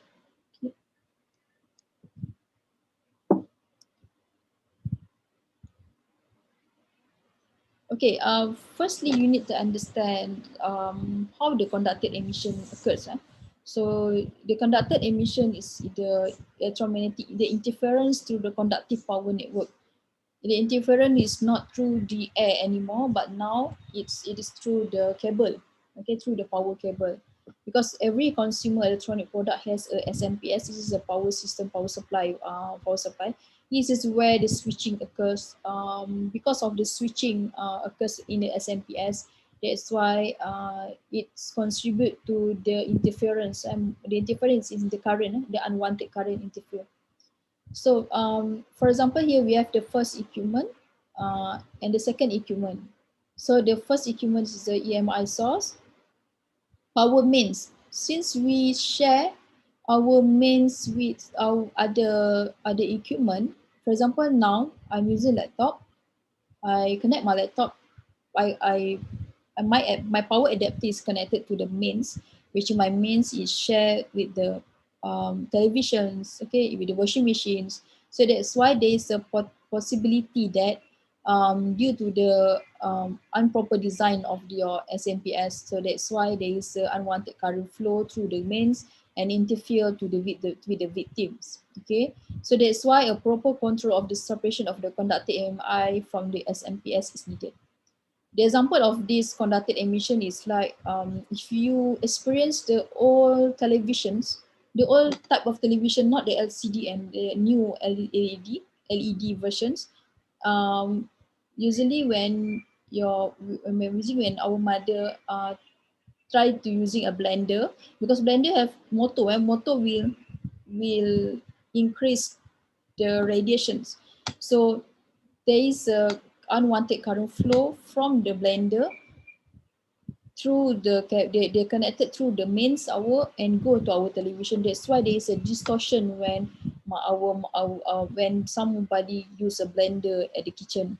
Okay, It is the old EMC. Now let us, most of the equipment nowadays is already EMC compliance. That is why we rarely see the interference. We rarely see the interference on our televisions. So how to measure the interference current? See, we know that the interference is due to the unwanted current flow through the power mains. You can use the current probe because current probe can measure the current. Okay? The current probe is the device that will induce, the current will induce inside here, then you can know how much the current flow. However, the current probe has their own advantage. Okay, the repeatability of the measurement is a big problem. Okay, why we need a repeatability in EMC? It is because in for example, if I do a measurement here in Malaysia, once the products but once and I want to sell the product in your country, for example in India, and when the product arrive in India and somebody pick one sample, and when they try the equipment, when they do the EMC testing, they cannot get the same results, okay, because the measurement setup is not same anymore. Because why the measurement setup is not same when you use the current probe? It is because, firstly, since your mains is connected to the other equipment as well, okay, this is, for example, this mains connected to televisions, this mains connected to is connected to washing machines or lighting, okay, and other equipment. If I switch off one of the equipment, the impedance at the end of the transmission line will change. Okay, when I off three equipments, then the impedance in here, impedance in the transmission line will keep changing due to the on off of the equipment. So that's why when the impedance keep changing, therefore the result will cannot be repeat. Even if I do the measurement in my house compared to my neighbor house, the result will be different. Okay, another things is how you know that, how you confirm that the interference is only come from your equipment and the text. What if there is an interference from other equipment as well, interfere and enter this power line, and you measure the interference from outside? So that is why current probe is not suitable to use for the equipment measurement. Current probe is only suitable for the fixed installation testing. During the fixed installations, you only measure the fixed cable in the system environment. That's why during the conducted emission, we will use the LISN. LISN will be connected between the spectrum analyzer and also the equipment at the test. This is a power cord. This is a 3-pin power cord, and you connect it to the LISN, and the LISN will connect to the mains, and you tap the main, you tap the LISN, you will get the result, the interference results. So LISN is the line impedance stabilization network. So what this LISN do, firstly, to present a constant impedance. So the LISN will create the constant 50 ohms impedance. So usually the spectrum analyzer only see 50 ohms. Since our spectrum analyzer also 50 ohms, that's why they only see the 50 ohms. And the second one is to prevent external conducted noise from power system net. Okay, so it's also act as a filter. So therefore, the interference that we measure is only come up from the UT, not from other equipment. Okay.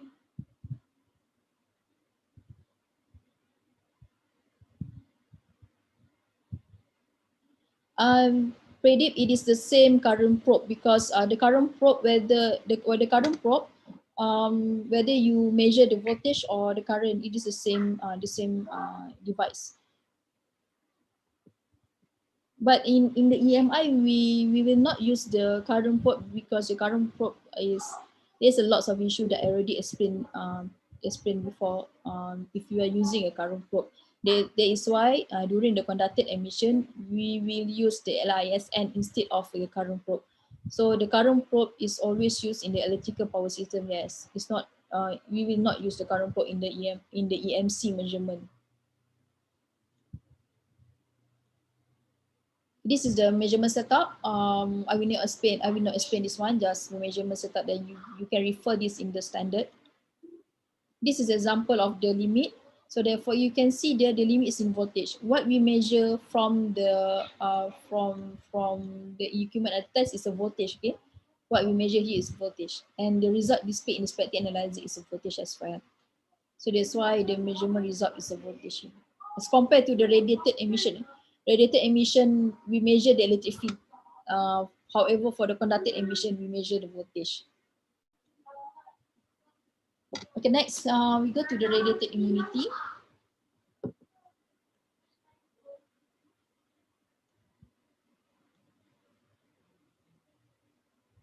Okay, now we are here. We already finished the emission part, and now we are here on the radiated immunity. Okay, before that, I just want to recall what is the EMC immunity. So the emission means that our equipment and the test emit emissions, emit the wave, unwanted electromagnetic wave, whether through the air or through the conductor. And for the immunity means that our equipment and the test must have its immunity level. Okay, it must be susceptible to the interference. Okay. Oh, so wait, there is a question here. No, we are not using the current probe for conducted emissions.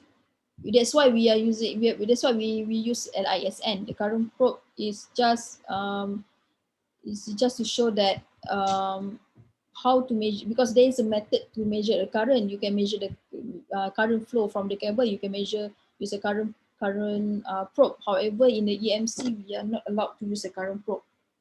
On which line LISN is connected? DC converter. What do you mean by DC converter? Okay, the LISN is connected. Okay, I give you this figure. Okay, this is equipment and the test. This is our power cord. Okay, this is our power mains. In Malaysia, we are using 3 pins: live, neutral, and earth. Okay, so we connect that to the LISN. This is LISN, and LISN have its own cable to connect to the mains. Okay, therefore we are not directly connect our equipment to the mains. We connect to the LISN, and LISN will connect to the mains. So LISN is act as the filter as well. Okay, now we go to the radiated immunity. Okay, for the radiated immunity, frequency range for the radiated immunity is 80 megahertz or to 1000, even higher than that. This is all standard, and actually different standard will give you different frequency range. You need to check. Okay, and the test conditions, and this one also the same. Different standard will give you different test level. Some of it require you to measure 1 volt per meter to test it at the 1 volt per meter, and some standard ask you to test up to 100 volt per meter. Okay, you can refer to the standards. This standard is the test method standard.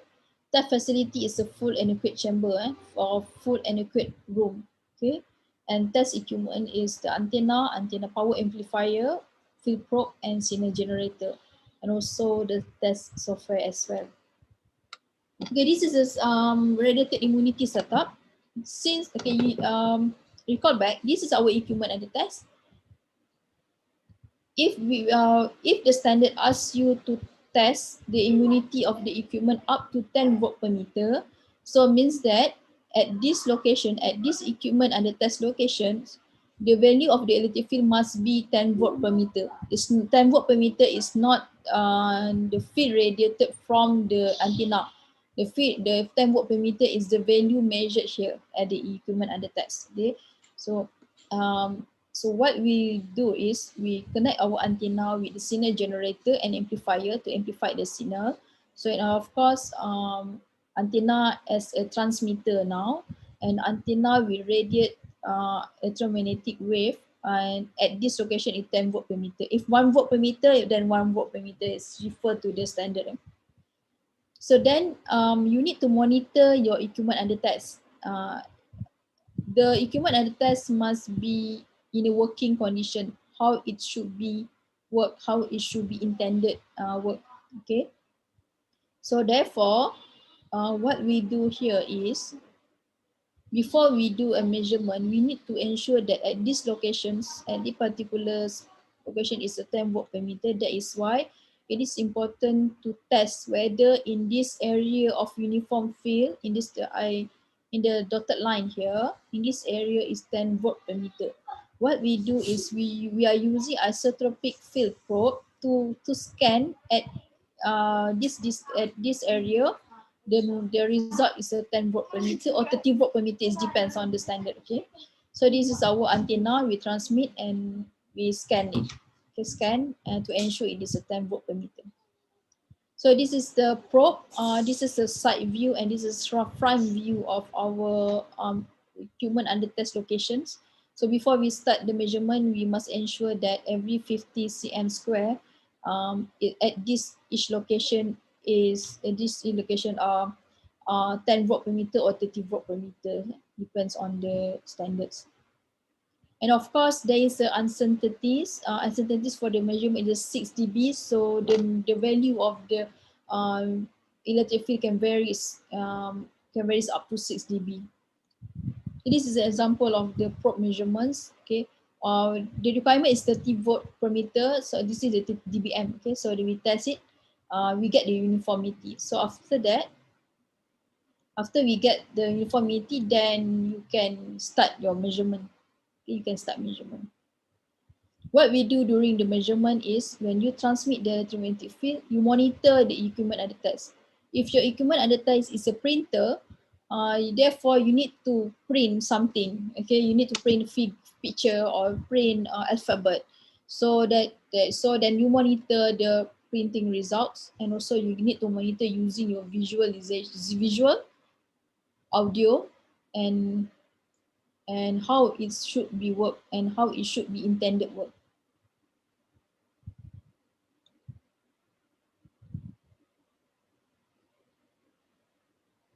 Will we be measuring anything at EUT and in radiated immunity, or will EUT functionally be checked?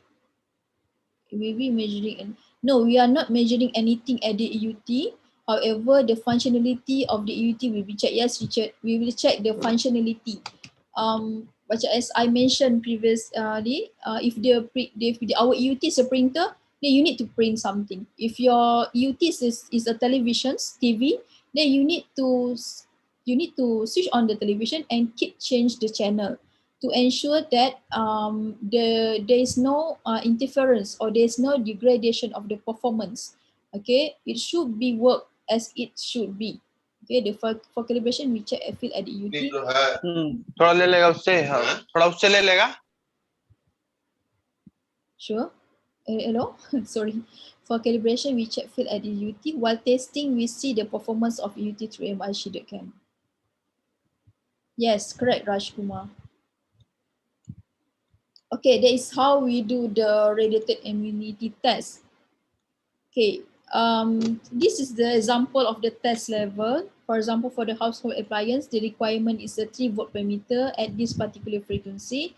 And for different applications or different, even for automotive is higher, especially for nowadays there is lots of driverless car. So last time I asked someone that involved in with the automotive driverless technology. They said that they tested up to 300 volt per meter. It is quite high. Okay, 300 volt per meter is quite high. Okay, this is the measurement. Since the standard asks us to put the absorber here, then we put the absorber on the floor. So this is the lock radio antenna as a transmitter and our equipment under test, and the distance between a 3 meter or 10 meter. Okay. Okay. For the performance criteria, we can divide it into 4 categories for the equipment radiated immunity test. Okay, the first one is a normal performance within specification limits is fall under category A. So means that your equipment is work as normal, no interference, no degradation of the system. And the second one is temporary degradation or lost function or performance, but it can self-recoverable. If it can self-recoverable, therefore it fall under the category B. If in the standard require you to comply with the category A, so therefore you need to comply with the category A. Okay. For example, if your result is in the category D, you need to, if there is a, during the measurement, if there is a degradation of the loss functions or totally lost malfunction, you need to report in the report. Okay, you need to put the D category in the report. So the result is D. So therefore, it's considered fail. Okay, if you get D, of course, it is fail. For functioning, put UT on bike or post and monitor to EMC cam sitting outside the chamber. Yes, correct, Rajkumar. Yes, Redmi, you cannot, human cannot present in the chamber. You need to monitor using CCTV. There is a camera monitor. You need to monitor it using the camera. Correct, Kumar. Correct, Raj. Okay, then we have the conducted immunity. Okay, we already know the basic of the radiated emissions, conducted emissions, and also the radiated immunity. Now we go to the conducted immunity. Sorry, I see several questions. How to decide the power of the radiated signal?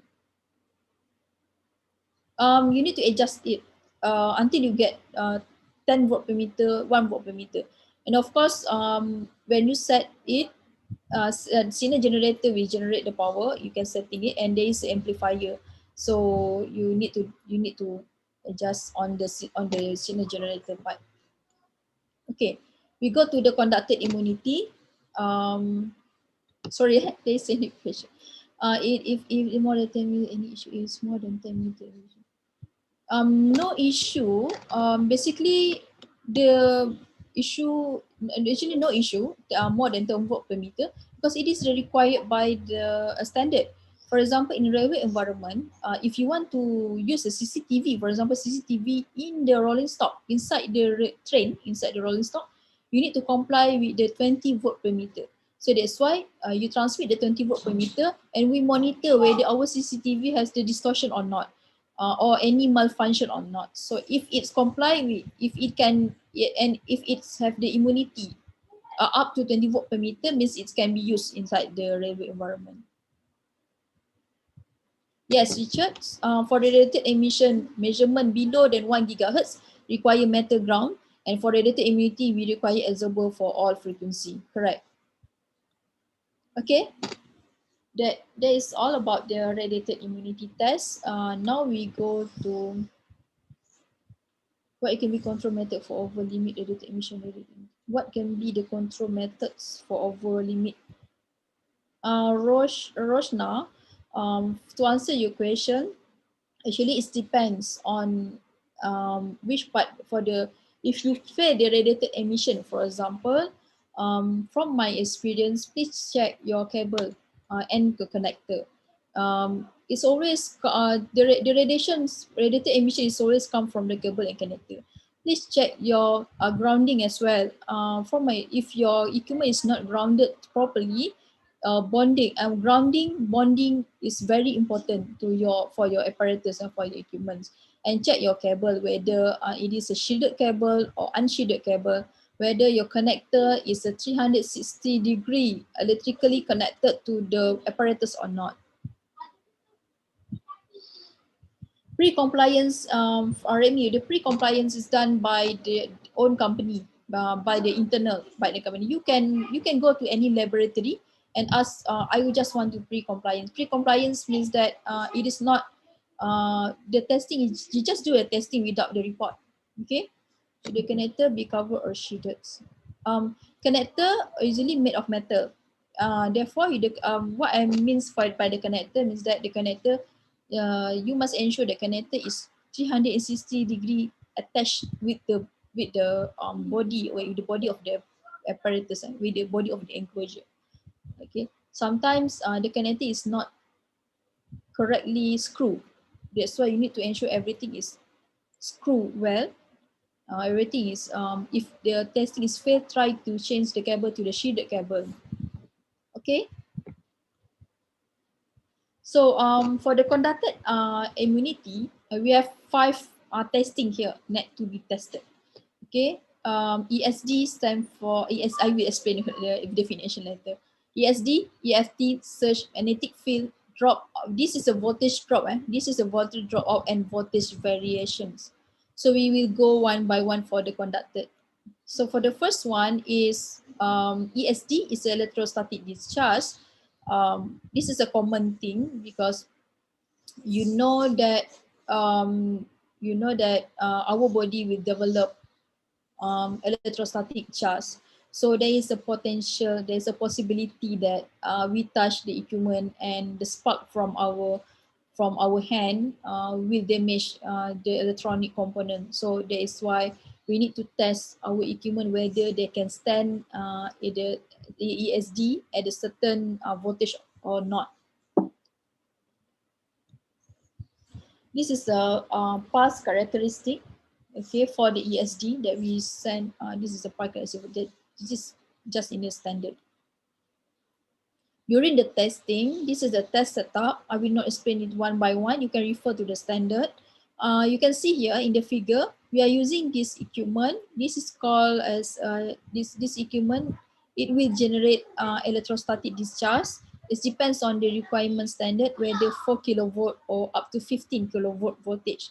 And if you can see here, this equipment will mimic our hand. We will mimic our fingers.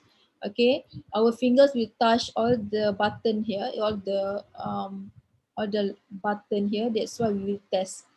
During the ESD testing, when we give the high ESD voltage here, you need to monitor the performance of the equipment.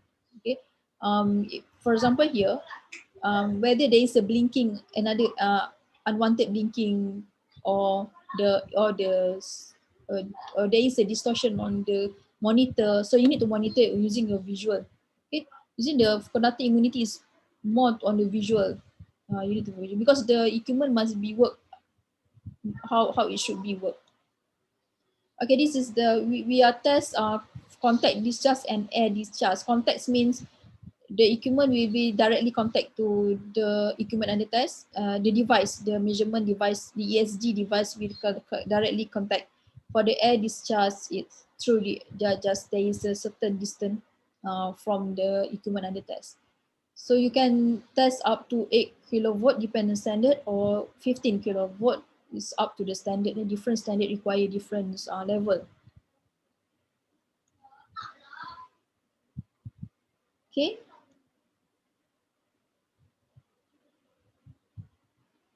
How often should the lab be calibrated for carrying EMI? I read the question.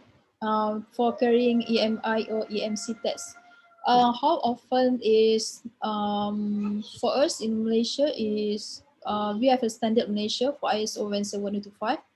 For the equipment itself, it depends. For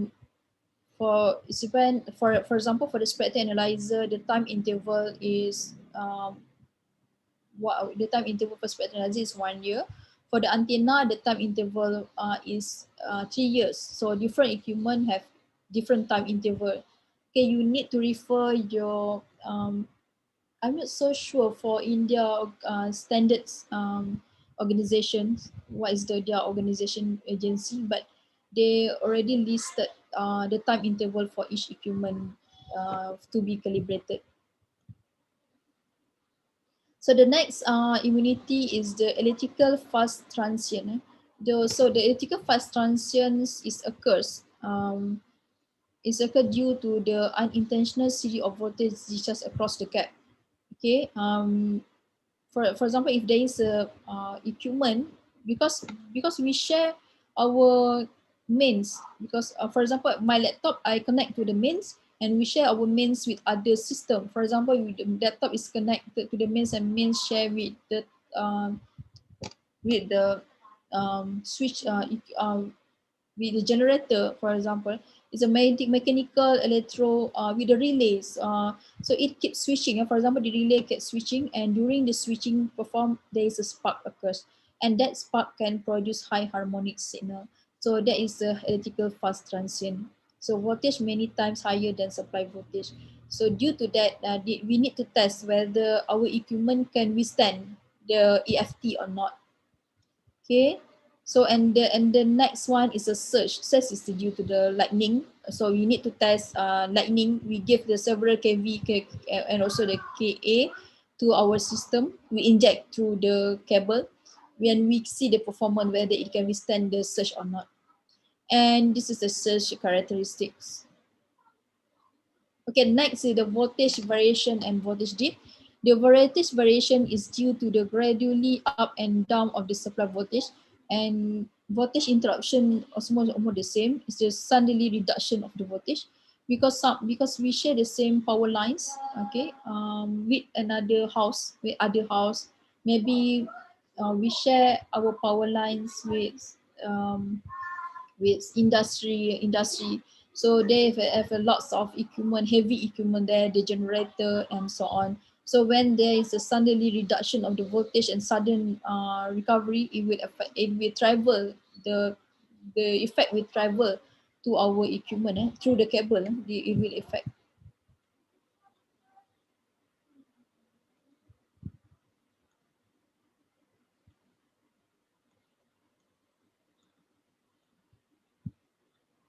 This is a signal that we send, that we inject in our cable, and we monitor the performance, voltage variation, voltage dips, and voltage interruptions.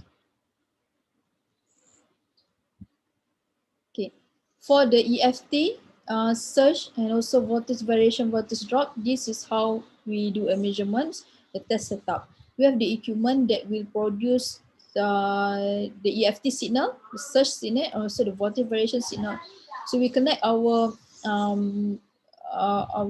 equipment here to the coupling decoupling networks. Then the coupling CDN will connect it to the EU equipment under test. So what happened here? We inject the EFT or surge through the cable to our equipment under test, and we monitor the performance of our equipment. The function of the CDNs is to ensure that there is no, they ensure that all the EFT and surge will not go to outside world, to go to another equipment, because we do the measurement inside the lab. Of course, inside the lab there are lots of other equipment as well. So just to protect, to be safe, okay, just to protect our equipment. Okay, I will read some of the questions. Oh, for the chamber, we will not calibrate it often, but every year we will do what we call it, I forgot already, but we will do a testing inside our lab, and we send the same, we repeat the same measurement in other lab. We did a comparison test. The comparison, for example, in Malaysia we have 3 active lab, one in our university, one in the Kuala Lumpur, another one in Penang, in north of the Malaysia. And even sometimes we do a calibration check with other lab in Singapore as well. The calibration lab is to do a comparison whether our result is same as other lab or not.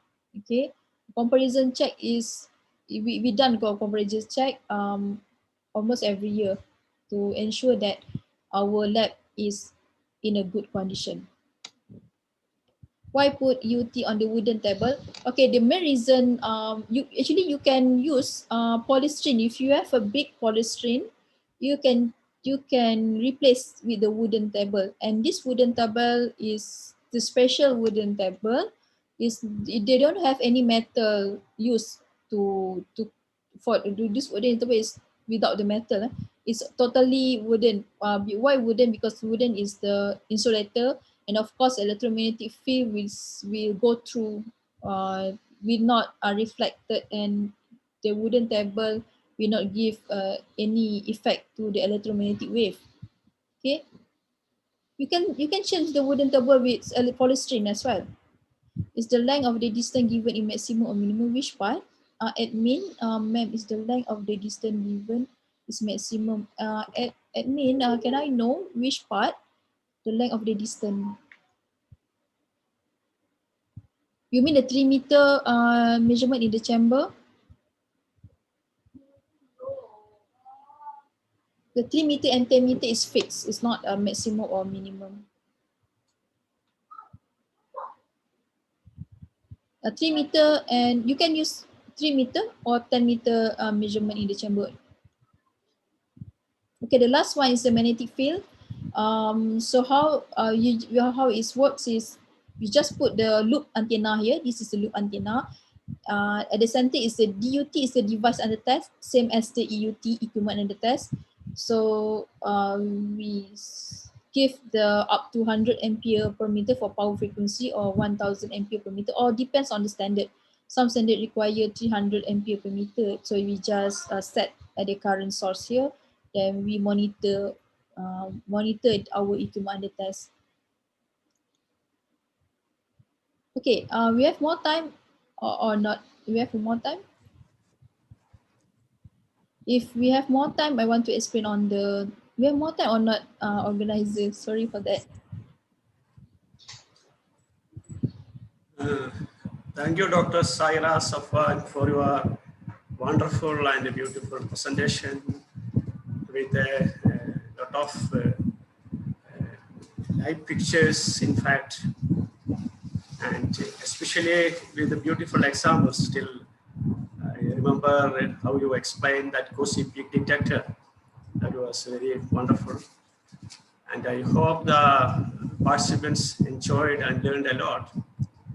But I want to conclude one thing, because you mentioned regarding so many emission, radiated emission, conducted emission, then immunity part, susceptibility part for the participants. I'm telling that the emission part basically controlled by the government. That is why we introduced these lots of different standards. Whereas the immunity part, it is controlled by the manufacturer, the product development, because they will boast all these things. So government don't have any control over this immunity part, radiated susceptibility or radiated conducted susceptibility, right? So the immunity part is government don't have any control. That is why government is not enforcing the standards for immunity side. Am I right? Yes, actually the one from FCC US standard. However, if you refer to the EN standard, European standard, we need to comply for both emission and immunity.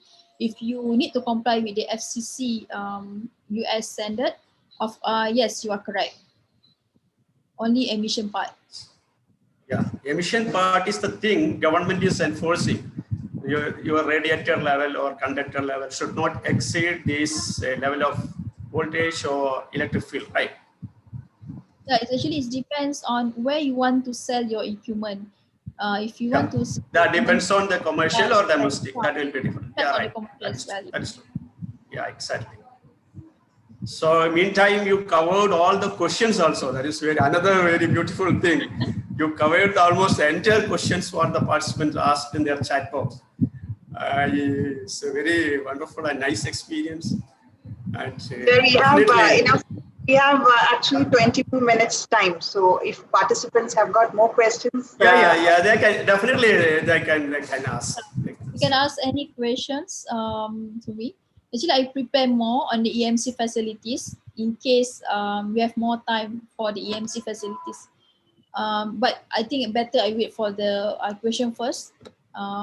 If you want I to explain more about the EMC facilities, I will explain because I already prepared the slide as well. I think we can have questions, and then if time permit, we can have a discussion on the facility that she was mentioning. Yeah. If you don't have any question, can I share the slide? Yeah. Is there any more questions? It is open for. You may ask. You can ask you can unmute your mic and ask the question also, apart from writing in chat box. The participants can do that. There is no harm in it. Yeah.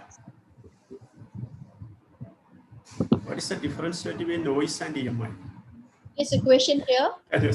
difference between noise and EMI. Okay, basically noise is a very general. When we talk about the EMC, we always focus on the what is the interference? It is the electromagnetic interference. That's why we call EMI, because we focus on the electromagnetic interference. Noise can be sound noise. Okay, it's very general. The repeatability of tests is important. On average, is there a number of repetition that is standard to determine the success or failure of the device? The repeatability of tests, of course, it is important. However, for the EMC compliance, if you talk about, I'm not sure what do you mean by repeatability. Whether it is repeatability means that if I do a measurement in Malaysia and you can repeat the measurement in India, you will get the same results. Okay, that one is because we comply with the same standard and we follow with the standard. However, if you talk about the repeatability during EMC measurement, no, because during the measurement you only do once measurements, unless it's requested by the clients. Can we repeat the measurements, because they just want to ensure whether the measurement is correct or not. We only run the measurement only once.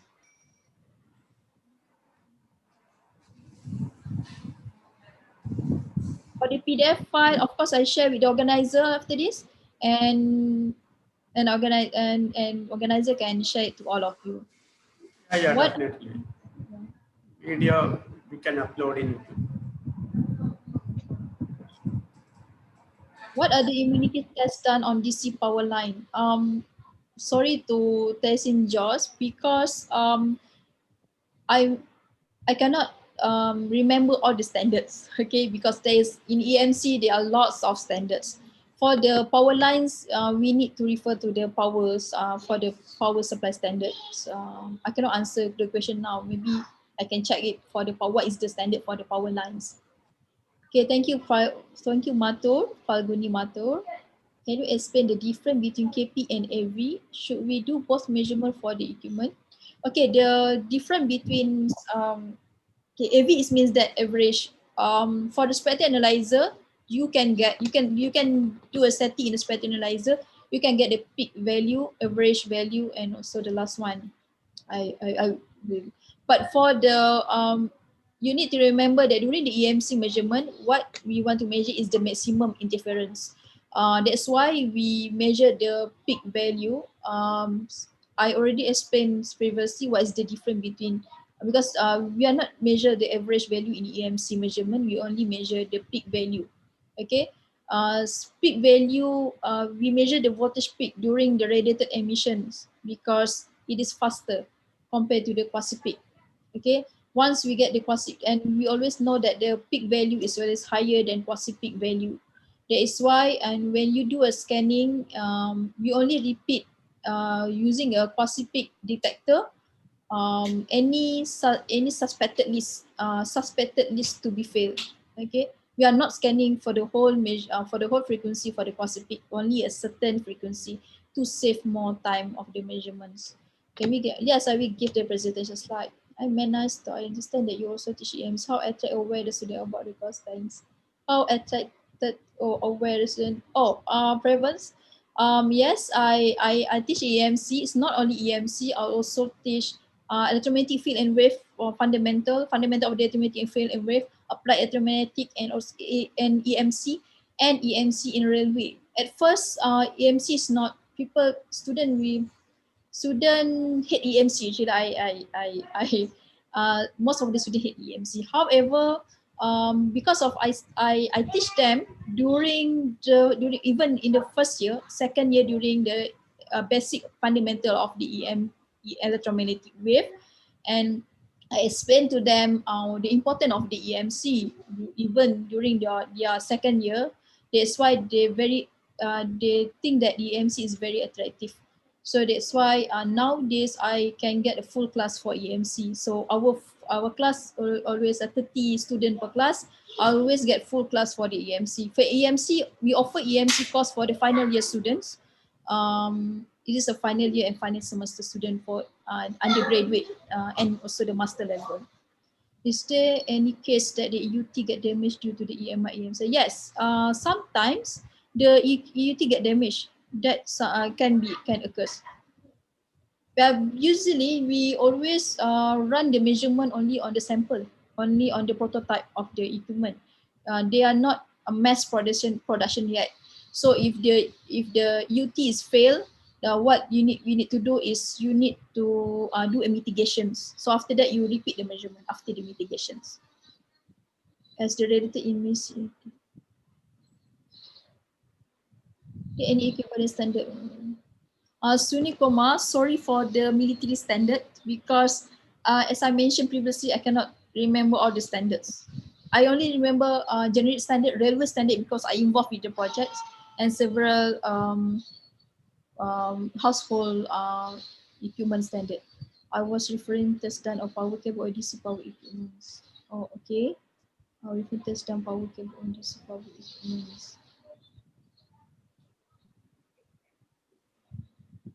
Okay. The testing just the method is the same as the method is the same. Can you suggest some research topic in this area? EMC is very broad area. If you want to know about the research topic, we can discuss it later. You can email me because I already exposed my contact. You can email me and we can discuss on this research topic. EMC is a very broad area. You can cover to power. You can cover the lowest frequency, cover antenna and or any applications related to EMC. Is there any test different for DC and AC source? No, same. No, actually there is a little bit different between DC and AC source, especially on the immunity testing. But I cannot remember the details. Usually for the radiated emission and everything, most of it almost the same for the DC and AC source. But there's a little bit difference, but I cannot remember which part in the immunity. Because I need to open the standard back. Okay.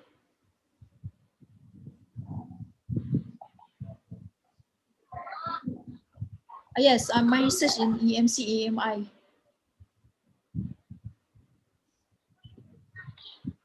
Even I have two PhD students. One active master student.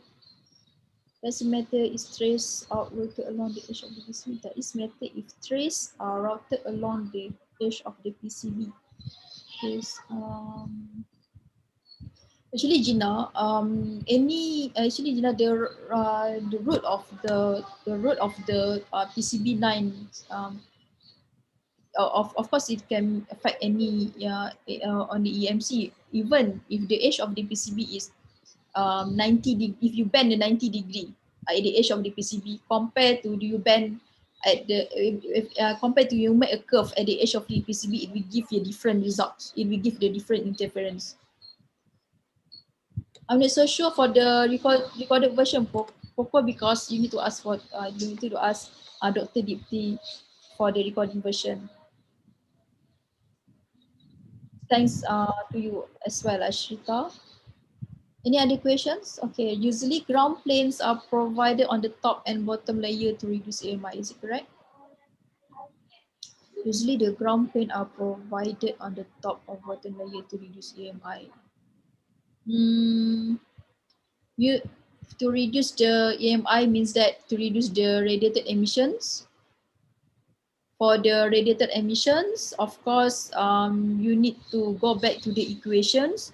The most significant is due to the common mode current, which is due to the cable. That's why when I do a mitigation to reduce the radiated emission, I always check the cable and connector. Book, yeah, I have with me now. Yeah, I always refer to this book. Sorry, can you see? This is the book by Clayton R. Paul, all the fundamentals is in here. This is a quite thick book, okay? I always refer to this book. Very interesting book. All the fundamentals is in here. It's a very good book.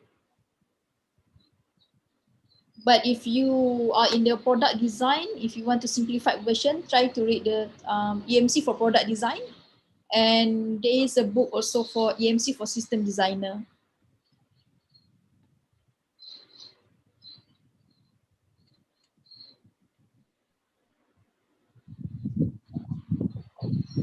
Raven, I need to go through detail to answer your questions on the age of the PCB because lots of things need to be considered. For radiated emission, which all are the preferable antenna? For radiated emission, which all are the preferable antenna for measurements? Is it for the whole bandwidth? Yes, of course, Rosha. Of course, you can use single band dipole antenna during the measurement. However, it is really tedious. You need to change the antenna size from, because you need to scan the measurement starting from 30 megahertz up to 1 gigahertz or 2 gigahertz or up to 6 gigahertz. So it's really tedious if you are using single antenna. Preferable to use whole bandwidth antenna. But and of course, the log periodic antenna, that the bi-log antenna that we always use is only up to 1 gigahertz. Higher than 1 gigahertz, and we always change to horn antenna, because horn antenna can cover frequency starting 1 gigahertz up to 6 gigahertz. So usually during the measurement, we always use two antenna, bi-log antenna and also the horn antenna. Thank you for the great sir. Thanks to you as well, Don Basco. Thank Dell PC. How effective if I use the dipole antenna and spectrum analyzer to find EMI? First of all, on the to find the EMI, what do you mean by find EMI? Because is it for the radiated emissions or is it for to detect the radiations? If you want to use a dipole antenna to scan the environment, means to scan the EMI, because you state that it is for EMI, means that to scan the ambient environments is not suggested, because the dipole antenna is a single band. In order to scan the environment radiation from the ambient, you need to use the broadband antenna instead of single band antenna. And it is preferable to use the isotropic antenna to scan the environment. However, if you don't have the isotropic antenna, there is a method to do to scan the measurement, to scan the interference by using the bi-log antenna. Okay. How tightly do the length of the trace in the differential pair need to control to avoid an EMI? How tightly do the length of trace in the differential pair? What do you mean by length of trace in the differential pair? Sorry, Gina, I'm not familiar with the trace in the differential pair. Okay, is it the cable? Is it the cable line? Is it the cable for differential pair? Okay, thanks, Jinta. Which antenna for emission below 30 megahertz as a biconical is for higher than 30 megahertz? Okay, for the measurement below the 30 megahertz, you can use, basically for the lower frequency, we always loop antenna. I mean, I talk about the below 30 megahertz is not for EMC measurements, okay? If you want to scan the environment or you want to scan the emissions below the 30 megahertz, you can use a loop antenna. Because why to use a loop antenna? Because at the lower frequency, this antenna size getting bigger. So when the antenna size getting bigger, it is not really significant to use electric field antenna. That is why for the lower frequency, we always use the loop antenna. Okay, you just find the loop antenna for frequency lower than 30 megahertz.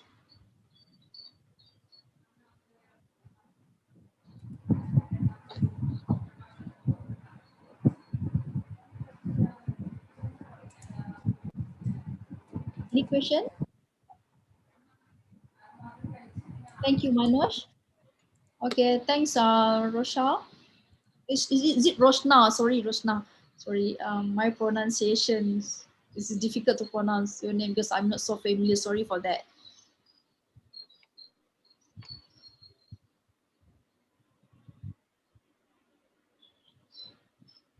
Okay, if you have any other question, I think you can contact me through email as well, or you WhatsApp me. I left my email and contact number. Which type of antenna used in our radiated immunity test? Same antenna as radiated emissions, because in radiated, as long as the antenna can cover that frequency range, we can use for radiated emissions, for radiated immunity, sorry. So for radiated immunity, we always use biconical lock periodic antenna, BiLock. Thanks Gautam, and thanks Fijo, Josh.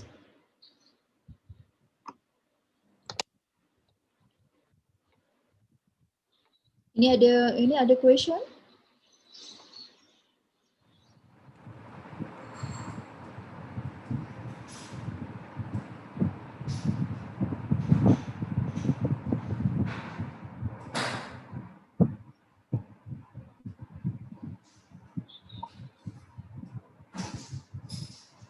Let's setup of your organizations. What do you, most of the picture is from my organizations. The radiated emission measurement that I showed to you is, I can show you. I will share the screen. Send visual background portion of the screen. Okay, share. Let me share it. Let me share to you.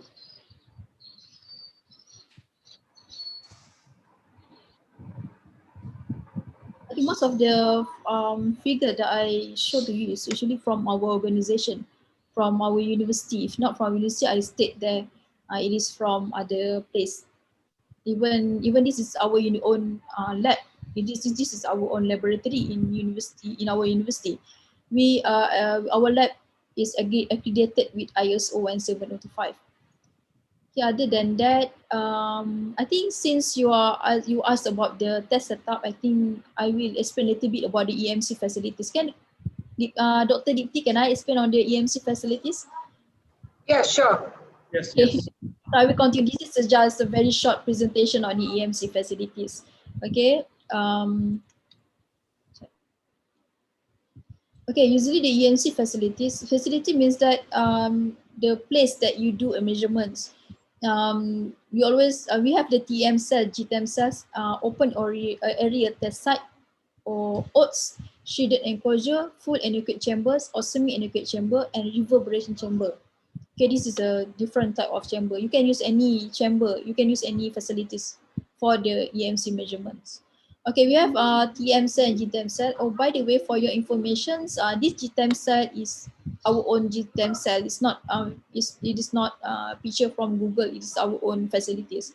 Okay, but we don't have, actually we have the TM cell, but I don't have the picture here.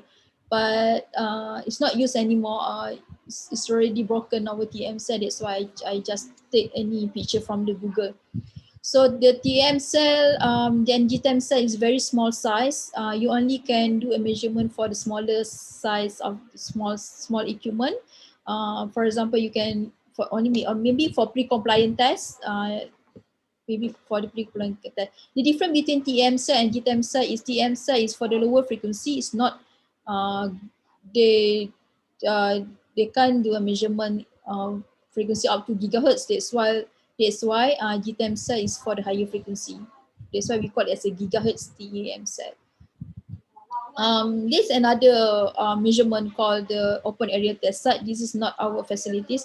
However, there is a researcher. There are researchers in our university do this kind of research. It's not for commercial, just for the research R&D on the open area test sites. What you do is the advantage of the OTS is you can place bigger side, the bigger UT here. Okay, this is the antenna, and you place your equipment and the test here, so you do the measurement. However, the disadvantage of the OTS is you cannot control the environments. You cannot control the emission from the mobile base stations or from radio. Okay, especially a small country as us, and Malaysia is quite small country. We don't have a huge land to do OTS the OTS measurements. But we still have the OTS in Kuala Lumpur, and also in just for research. Okay, this is the problem with OTS. Of course, weather, rain, and environment factor, ambient from the environments as well. Okay, that is why instead of you just make it open, why not we shield it? We shield by using the conductor. If we shield by the conductor, this is the equipment and the test. So this is our antenna. Therefore, all the ambient from outside can be reflected because it met of the conductor. Okay, shaded enclosure. However, there is the disadvantage of the shaded enclosure compared to oats. Of course, oats is cheaper because no need to install a big conducted room. Okay, and we cannot use only a single screen room only or shaded room because there is lots of reflections from the wall due to the conductivity of the wall. Therefore, since our radiated emissions need to have only direct wave and also the reflected from the ground, so that is why shading room is, you cannot use a shading room for radiated emission and radiated immunity measurement as well. That's why we need to place a absorber. Okay, we need to absorber. If you can see here, actually the absorber is consists of two absorber. On the back there is a ferrite, and on the front there is a pyramidal absorber. Why we use a hybrid lining absorber? Because our chamber is starting from 30 megahertz to 18 gigahertz.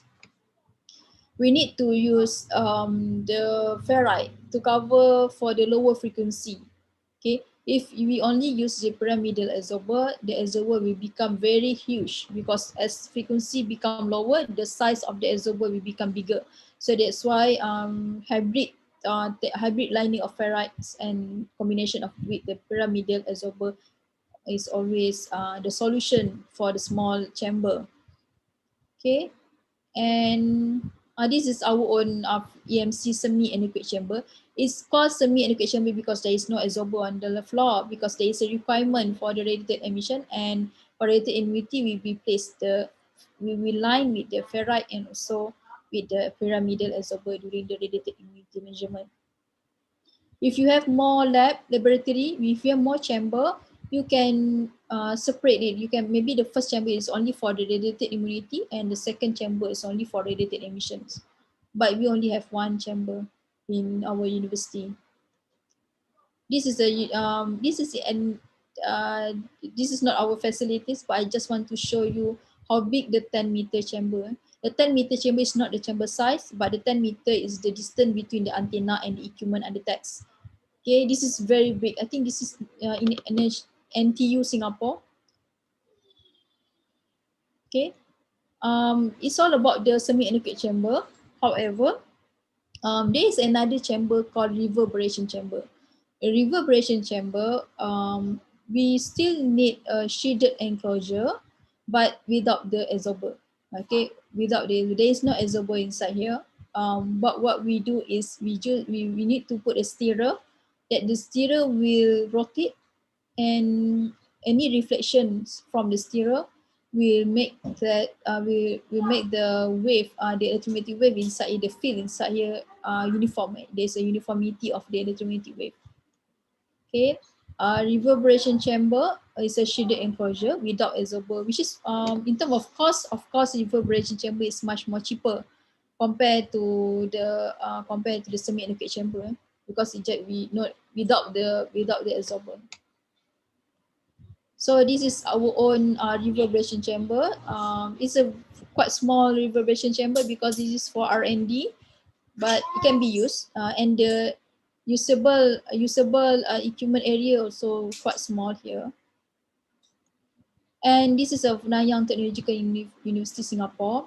I studied here previously, and I entered this lab. This is a very huge reverberation chamber. They have two stirrer here, so very impressive. They have and most of the time the NTU chamber is used for military purpose. Okay, that's all from me for the EMC facilities. Just a very short presentation for EMC facilities. Thank you, and thanks, Dr. Dipti. And any question?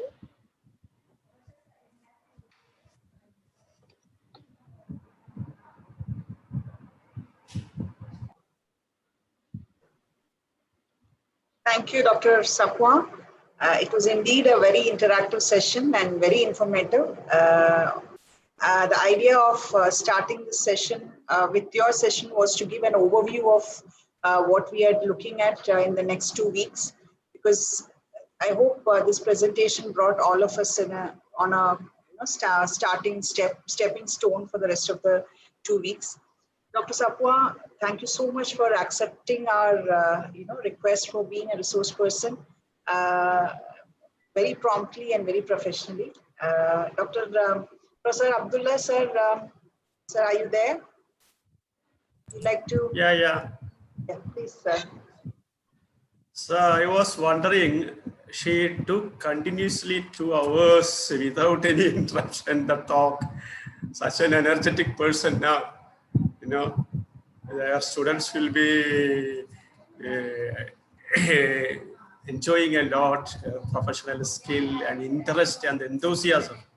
Because nowadays the teachers like us will be exhausted after 1 hour, but she is still energetic. She is asking whether shall I continue because of the time restriction. Really, we will invite, and I kept in my mind, I will invite you again in our India and Kerala, especially our IEEE talk. I don't know whether Madam or you are active in IEEE, but anyway, our participants definitely they got a lot of things from your, as I mentioned earlier, from your wonderful experience. And on behalf of the entire organization, organizing team, and for the entire participants, I thank you for your this keen interest and the time spent for this special occasion. Thank you, Dr. Sahira Safwa.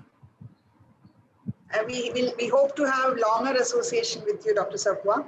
And I think we come to the end of this session. Thank you so much once again, and thank you all for being so interactive and attentive. I hope there is a lot to take home today. The slides will be shared with you as soon as we get it from Dr. Sapwa. And the video is also available of the class. We will share a link for the video also. So, over to the MC, Nima. Thank you, Dr. Sapwan and Professor P. Abdullah. It was a very informative talk. Now we have become more aware of the meaning of EMC, types of standards and standard organizations. And now we are able to differentiate the EMC, emission and immunity. Once again, thank you, ma'am. Now I request you all to turn on your video to take a screenshot.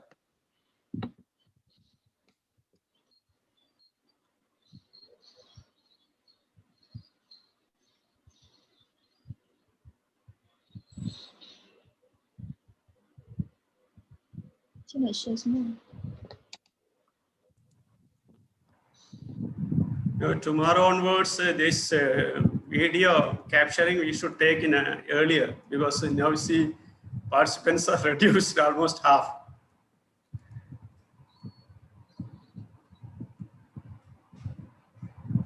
There is a limit to what we can fill in a single screen. Yeah, you can take 2-3 window, Okay.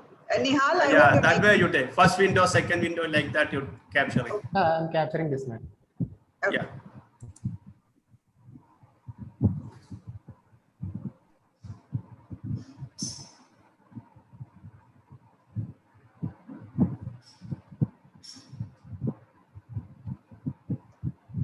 I think I got everyone's picture. Okay. Okay, thank you. So with this, we come to the end of the day 1. Thank you all. Let's hope to meet you tomorrow, same time, 4 o'clock, for a hands-on session. Nima, over to you. Yes, ma'am. Thank you, Dr. Sapwa. Thank you. Thank you, Dr. Dipti, and thank you, Dr. Abdullah, and also Nima. Thank you. Thank you all. Thank you for the participant as well.